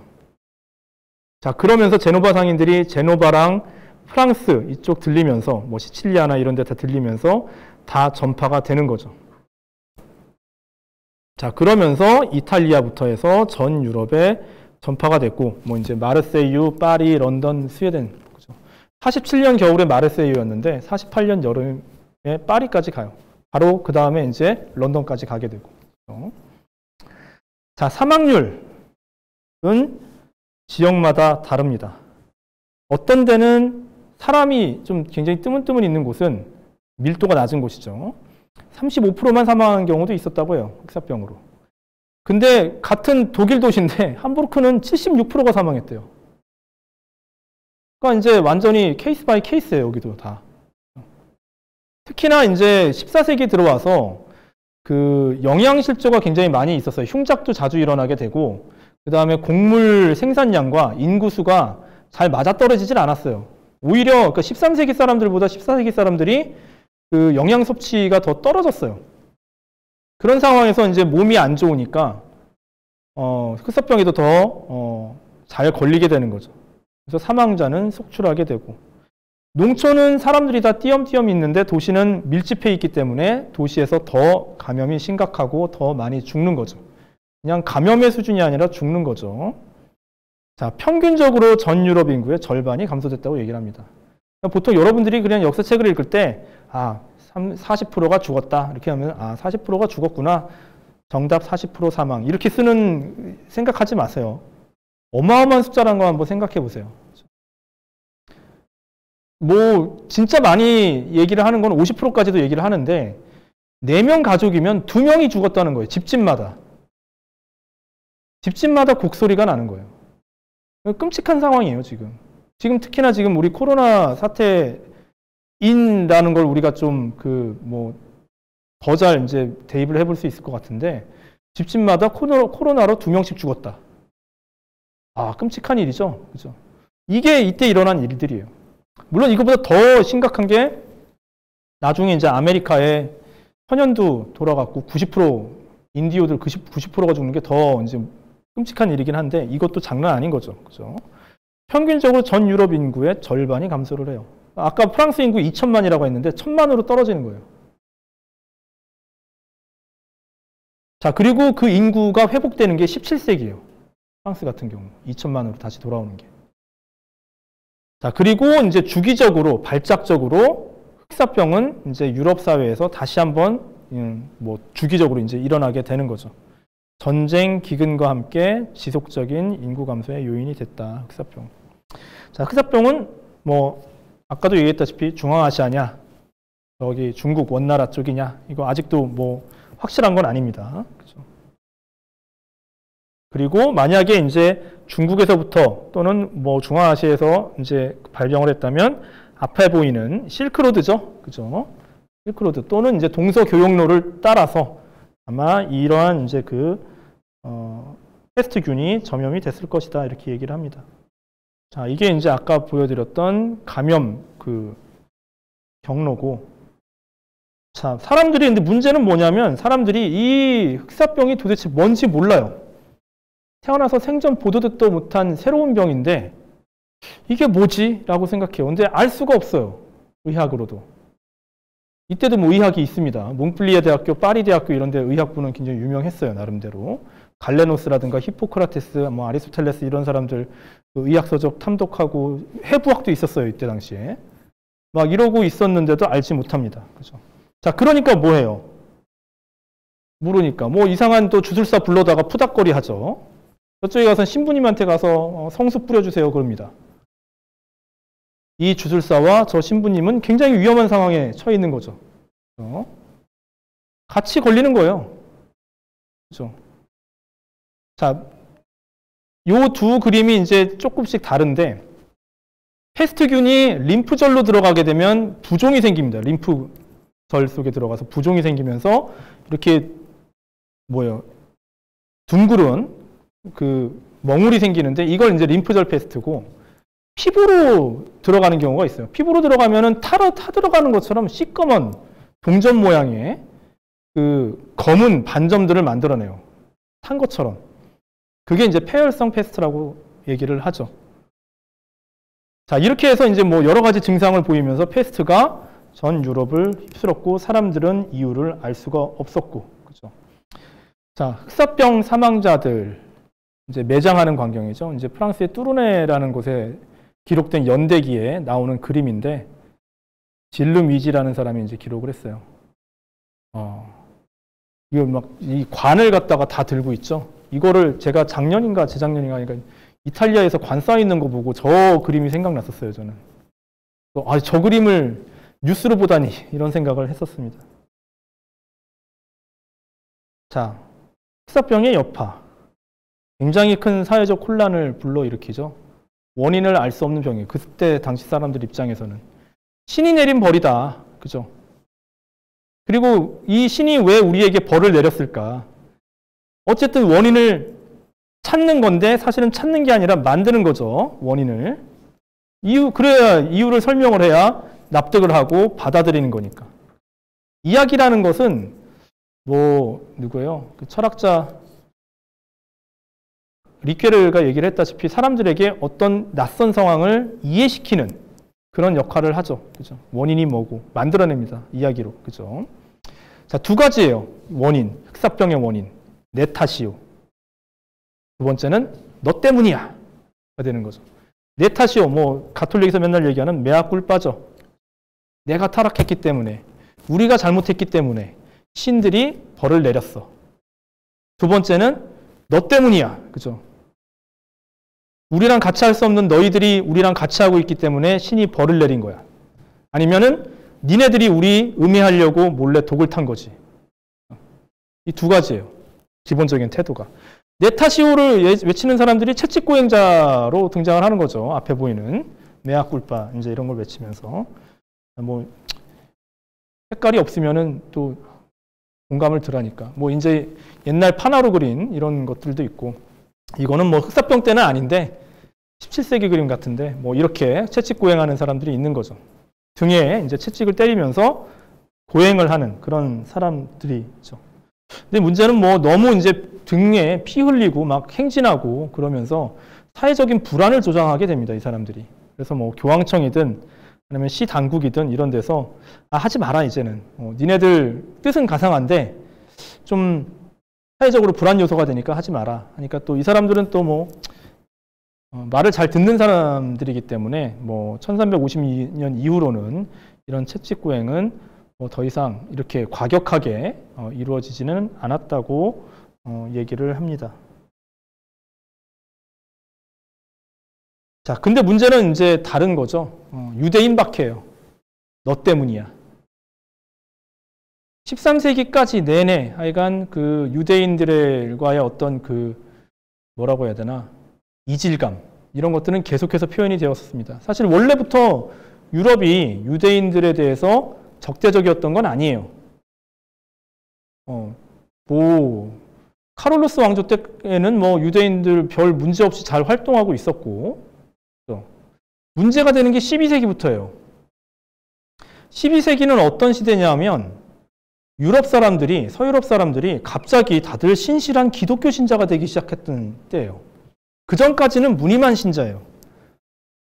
그러니까 교회에서 이거 해라 저거 해라 하면 그냥 하는 신용하고 진심으로 뭐 예수의 행적에 대해서 공감하지도 않고 그냥 시키니까 하는 거고 뭐 이런 그런 식의 이제 신자들이었다면 12세기 들면서부터 갑자기 유럽 사람들이 예수의 행적에 대해서 공감을 아주 진하게 표현하기 시작해요. 울고 나도 저렇게 해야지. 뭐 그러면서 등장했던 게 이단들이에요, 사실은. 교황의 권위를 무시하면서. 그를 어떻게 보면 그래서 진정한 의미의 기독교 신자로 거듭나는 그 시기가 바로 유대인 박해와 유대인에 대한 적대감이 같이 생겨나는 시기예요. 진짜 기독교 신자가 되니까. 왜 쟤네들은 같은 여호와를 모시면서 예수를 인정 안 하지? 빨리 기독교로 개종해야 되는데 왜 안 하지? 사실은 이제 유대인이라고 하지만 중세 때는 유대인이라는 표현보다는 유대교도라는 표현이 더 맞는 거죠, 사실은. 그죠? 인종주의에 따른 건 민족주의나 인종주의에 따른 게 아니기 때문에 유대교도입니다, 사실. 그죠? 자, 그러면서 이제 유대인과의 어떤 이질감은 계속해서 커지고 있었고 14세기 초에 저번에도 말씀드렸듯이 필립 4세는 유대인에 대한 전면 추방을 이제 얘기를 했었죠. 그 유대인들이 다 추방돼서 그죠? 그때 당시 프랑스 변경 지방에 이제 정착을 한 거예요. 지도. 이런 변경 지방에 정착을 한 거예요. 파리 떠나서 이런 데 라인 강변이라든가 론 강변 아니면은 피레네 산맥 이런 데쯤에 정착을 했어요. 자, 그러니까 갑자기 이제 14세기 중반 되면은 저쪽 라인 강변에 유대인이 많아졌고 그쪽에 살고 있던 사람들 입장에서 봤을 때는 이 유대인이 독을 풀었다, 우물에다. 그러면서 아직 지금은 이제 프랑스지만 이때는 프랑스가 아니었던 스트라스부르 이 지역에서 유대인 박해가 본격적으로 일어나기 시작합니다. 그래서 라인강 주변, 그 다음에 또 발작적으로 에스파냐 지역에서도 다 뭐냐면 필립 4세 때 쫓아낸 유대인들이 머물렀던 곳이에요. 다. 프랑스 국경 바로 근처, 그죠? 자, 유대인 박해가 너무 이제 막 퍼지기 시작하니까 그때 당시 이제 아비뇽 교황이죠. 아까 얘기했던 베네딕투스 12세 다음 교황이에요. 클레멘스 6세라고. 이 사람이 이때 몽플리에 대학 의학부에 물어봐요. 그랬더니 이거 병이지 이거 독 아니다. 확실하게 얘기를 해줍니다. 누군가가 뭐 독을 뿌렸다? 이거 아니다. 라는 거예요. 공기를 통해서 전염되는 병이다. 이렇게 얘기를 합니다. 오히려 뭐 클레멘스 6세랑 왕도 그렇고 도시당국도 그렇고 그거 독 아니니까 유대인들에 대한 혐오와 아니면 그 박해 그만해라 라고 얘기하지만 이때 당시에 뭐 그렇게 치밀한 경찰력이 있는 것도 아니고 그죠? 행정력이 있는 것도 아니고 저기 산골마을이나 뭐 뜨문뜨문 떨어져 있는 마을에서 무슨 일이 일어나는지 잘 모릅니다. 사실은. 굉장히 많은 어쨌든 그 포그롬이라고 나중에 불리게 되는 민중들의 어떤 유대인 그 박해가 시작이 되는 거죠. 그죠? 그래서 거의 1349년에 시작이 돼서 1351년까지 유럽 전역에서 210곳의 유대인 공동체가 전멸당해요. 350건의 학살 사태가 발생을 하고 동료로도 전파되고 주기적으로 또 이런 일들이 벌어지게 되는 거죠. 자, 앞에 보이는 이제 이 그림들이 이제 유대인 박해를 보여주고 있는, 학살을 보여주고 있는 그림이에요. 정화한다고 생각하는 거예요. 사람들을 다 산채로 구덩이에 몰아넣고 거기다 불 질러 버리는 거예요. 아주 끔찍하죠. 정화한다고 한 거예요, 이게. 갑자기 순박했던 사람들이 돌연 이제 끔찍한 일을 벌이는 그런 모습들인 거죠. 그죠? 불로 정화한다. 자, 이런 이제 사회적인 혼란도 있었고, 그 다음에 흑사병은 유럽 사람들에게 굉장히 큰 문화적인 그 깊은 자국을 남겨요.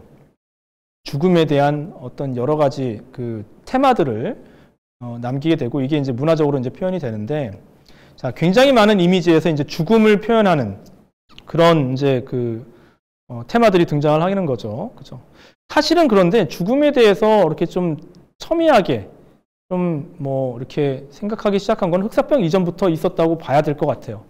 왜 그러냐면 앞에 보이는 그림, 이게 이제 본드 릭상부르라는 여인의 시도서예요. 이제 뭐 종교 생활과 관련한 뭐 이제 가이드 책이죠. 이럴 때 이런 기도하세요. 뭐 이런 거죠. 자, 근데 거기 앞에 있는 그림이 이런 그림이 있어요. 빨간색 배경과 파란색 배경이죠. 빨간색 배경에는 젊고 건장한 남성, 귀족 남성이겠죠. 말을 탔으니까. 이 사람들이 세 명이 보모도 당당하게 씩씩하게 걸어가는데 갑자기 숲속에서 세 명의 세구의 해골을 만나게 됩니다. 해골들이 하는 말이 뭐예요? 쿠오드 스무스 호크 에리티스, 이 말이에요. 좀 약간 때에 맞지 않게 뭐 옛날에 킹덤 오브 헤븐이라는 영화를 보면은 벽화 이게 막 나오긴 하는데 이게 뭐예요? 코드 스무스, what we are라는 뜻이에요. 코드 스무스는. 그 다음에 호크 에리티스, this, 뭐 these are you 뭐 이렇게 해야 되나? 뭐 these will be you 뭐 이렇게 될 것 같아요. 지금 우리의 모습, 이것이 바로 너의 미래다라는 얘기예요. 이건 비동사의 미래형이에요. You will be. 예, 그렇죠. 지금 우리 해골인데 이게 니네 미래의 모습이야 라는 거예요. 니네도 언젠간 죽을 거야. 그죠? 그렇게 젊고 건강하고 삶의 어떤 기쁨을 누리고 있지만 니네도 다 죽을걸? 우리처럼 썩을걸? 추해지게 될걸? 완전히 콘트라스트로 딱 보여주고 있는 게 이 시도서예요. 자, 그런데 이 시도서는 누구 거였느냐? 아까 얘기했던 것처럼 본드 릭상부르라고 되어 있는데 누구냐? 아까 룩셈부르크 가문 얘기했었죠, 제가. 그죠? 프랑스와 동맹을 맺었던 룩셈부르크. 그 룩셈부르크예요. 불어로 읽으니까 릭상부르가 되는 거고, 그 룩셈부르크 가문의 공주죠. 그리고 아까 1333년에 필립 6세의 아들 장과 결혼했던 왕세자 비예요. 왕세자 비는 흑사병으로 죽었어요. 그러니까 저 시도서는 흑사병이 일어나기 전에 이미 갖고 있었던 거니까 이미 흑사병이 일어나기 전에 저런 식의 생각을 갖고 있었다는 걸 우리가 알 수 있는 거죠. 지금 이제 뉴욕의 메트로폴리탄 미술관에 있는 건데 재밌죠.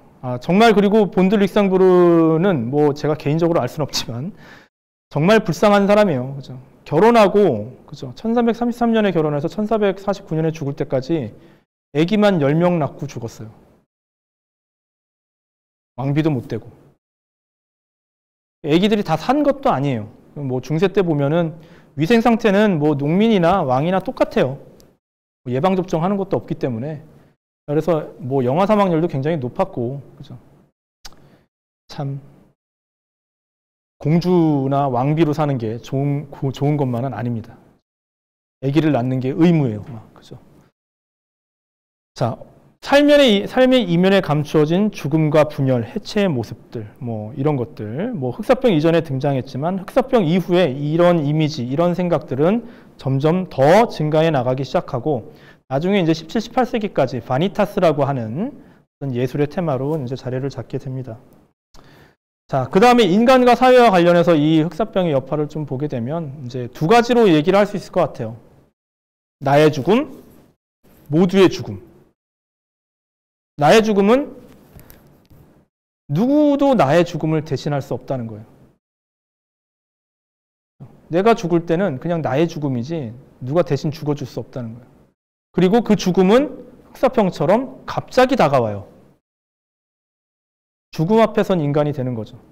약간 뭐 하이데거 철학 같기도 하는데 어쨌든 자기의 죽음을 이제 대면했을 때 언제 죽을지 모른다는 생각이 있을 때 자기 삶에 대해서 좀 더 되게 진지해지게 되죠, 사람들이. 그죠?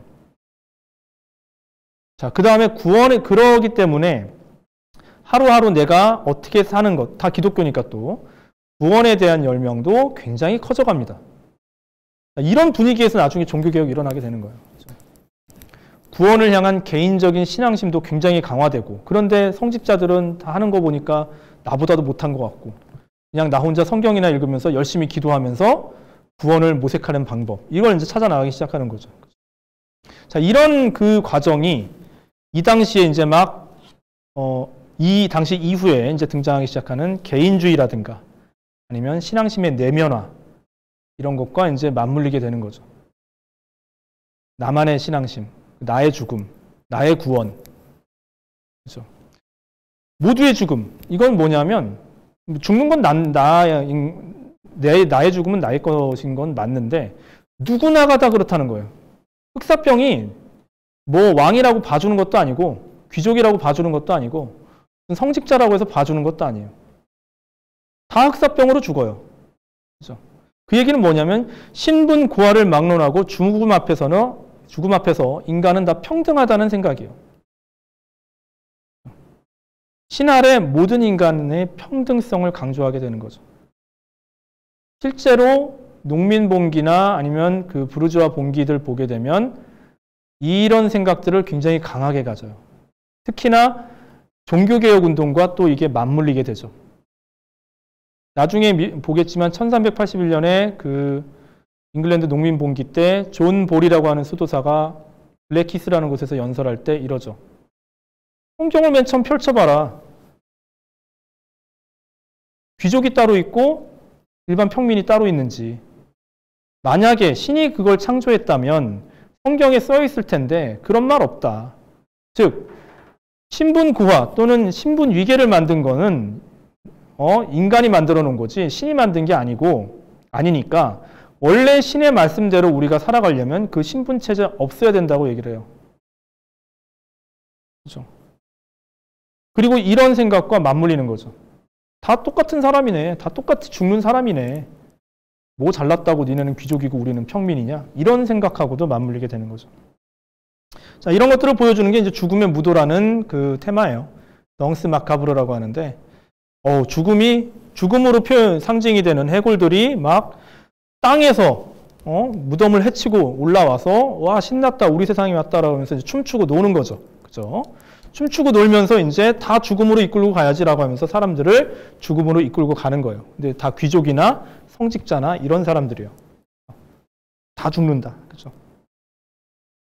자, 이런 이제 생각들이 이제 뭐 중간중간에 우리가 다음 시간에 보게 될 백년 전쟁 중간중간에 벌어지게 되는 농민봉기라든가 도시봉기 이런 데에 굉장히 큰 영향을 미치게 되고 중간중간 테마에 또 이제 영향을 미치게 되고 그렇게 되는 거죠. 그렇죠? 자, 그래서 오늘 이제 뭐 다시 한번 이제 쭉 돌아서 이제 생각을 해보면 맨 처음에 이제 필립 6세의 초반의 어떤 정치적인 행보들. 그렇죠? 근데 그게 의도치 않게 필립 6세는 뭐 전쟁으로까지 할 생각은 없었을 거야 아마. 예전에 자기의 선배 왕들이었던 선왕들이었던 사람들의 여러 행보들을 자기도 똑같이 다 한 번씩은 다 해보는 거예요.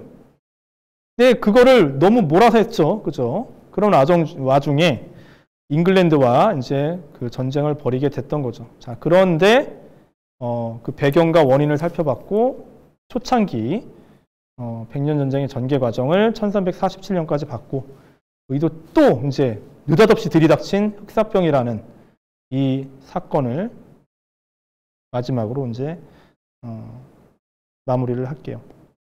자, 오늘 준비한 강의는 여기까지입니다.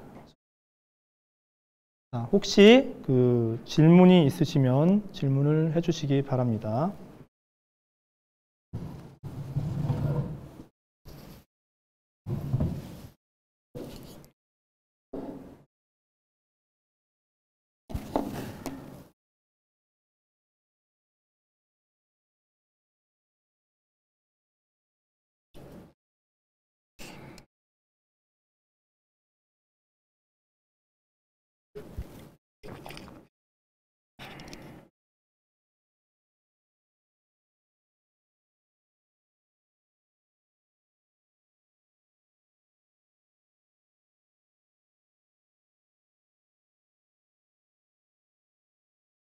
선생님, 이혜진님 질문입니다. 누구요? 제가 아, 예. 네, 이제 13세기, 14세기에 이제 파리 빈민들을 위한 구제소의 존재, 그리고 이와 관련해서 책을 읽었는데요. 예. 이제 흑사병으로 인한 이제 사회 혼란이 야기되었는데, 빈민 하층민들을 위한 이 국가 차원의 구제 시설이 흑사병이 발병 당시에 어떻게 활용되었는지, 역할을 했는지 사실은 국가 차원회라는 건 없죠. 사실은 보통 그런 그 구빈소라고 얘기를 하는데 그런 것들은 이제 시 당국이나 교회의 합작품으로 이제 운영되는 경우가 많았고, 파리 같은 경우만 하더라도 뭐 왕이 직접 하는 건 아니고 그 지금 뭐 그 관광지 불탄 노트르담 그 성당 앞에 오텔 디유라고 해서, 지금 오텔 디유 자리는 저쪽 그 노트르담 성당에 마주 봤을 때 왼쪽 가 있는데 지금 강변 쪽에 있어요. 지금 뭐 샤를마녀 동상 있는 그쪽에 있었던 건데 뭐 경황이 있었겠어요. 다들 걸려 죽는 거지. 특히나 모여 있으면 죽는 건데 다. 어떤 뭐 대책을 세우거나 뭐 이런 게 거의 불가능했어요. 그냥 사람들을 막는 수밖에 없는데, 어떤 도시들은 밀라노 같은 데가 이제 그런 사람들 막아서 좀 성공적이긴 했는데, 대부분의 도시들은 인구 밀집 때문에 뭐 속절없이 당하는 경우가 굉장히 많았죠.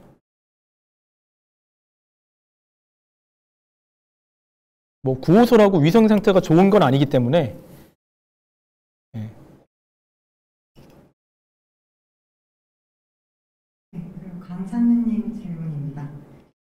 에드워드 3세가 피렌체로부터 전쟁 자금을 빌렸던 것을 통해 당시 중세 서양 국가들의 경제 정책의 특징에 대해 말씀해 주셨는데요. 중세 유럽에서 채권 금융이 발전해 나간 과정에 대해 질문 드리고 싶습니다. 3, 4세기 로마 제국이 군대와 정부의 지출을 감당할 수 없었던 요인 중 하나로 당시에는 채권 금융을 통한 자금 조달 개념이 없었다는 것이 이야기되곤 하는데요. 이후 어느 시점에 유럽 세계에서 어떻게 채권 금융 개념과 시스템이 고안되고 확산될 수 있었는지 질문 드리고 싶습니다. 아, 예.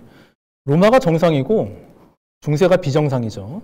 사실은 대부분의 지금 뭐 인류 역사 5,000년 중에 로마 제국이 대부분의 나라들과 같은 그런 상황인 거고, 중세가 이런 모습을 보여줄 수 있었던 것은 제국이 아니었기 때문이죠. 권력 분할이 이루어졌기 때문이에요. 권력 분산화라고 얘기를 할 수 있죠. 봉건제는 그 권력 분산화의 한 계기, 어떤 한 특정한 그 모습인 거고, 예를 들어 제가 이제 첫 번째 강의 때 이제 비유를 들었던 게 중국식의 이제 춘추전국이다라고 얘기를 했는데, 그런 권력 분할, 권력 분산 체계 속에서 중국은 어쨌든 통합이 됐는데 유럽은 통합이 안 돼요.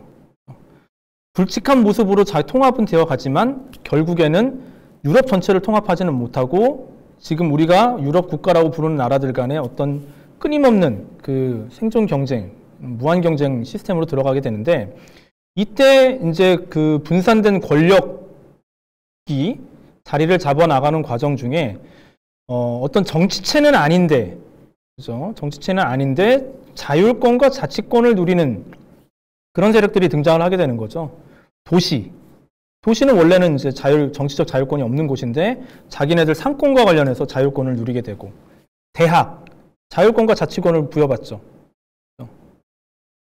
그런 이제 공동체들이 그 틈바구니 속에서 아주 작지만 자기네들 나름의 조그만 그 자율권을 부여받게 되고, 특히 도시 같은 경우는 이 상인들이 이끌어 나가는 곳이기 때문에 그 틈바구니 속에서 여러 세력들이 경쟁하는 그 틈바구니 속에서 금융 세력으로서 자기네들의 자율권을 이제 확보해 나가는 거죠. 뭐 그런 금융 세력들이 나라를 세우는 곳이, 국가를 조직하는 곳이 맨 처음에 중세 때는 베네치아, 제노바, 그리고 더 고도의 이제 기술로 이제 뭐 연합해서 만드는 나라가 네덜란드가 되는 거죠. 예. 유럽만의 특징이에요, 사실은. 유럽을 항상 정상이라고 생각하면 안 됩니다. 기준으로 보면 안 되고.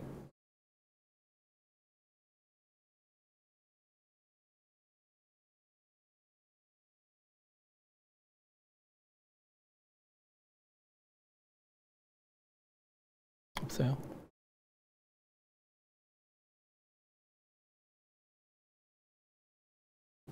추가 질문 없으시면 이번 강의 이대로 마치도록 하겠습니다. 오늘 강의해 주신 홍명신 선생님께 감사드리고요. 수강생 여러분께도 감사드립니다. 감사합니다. 예, 감사합니다.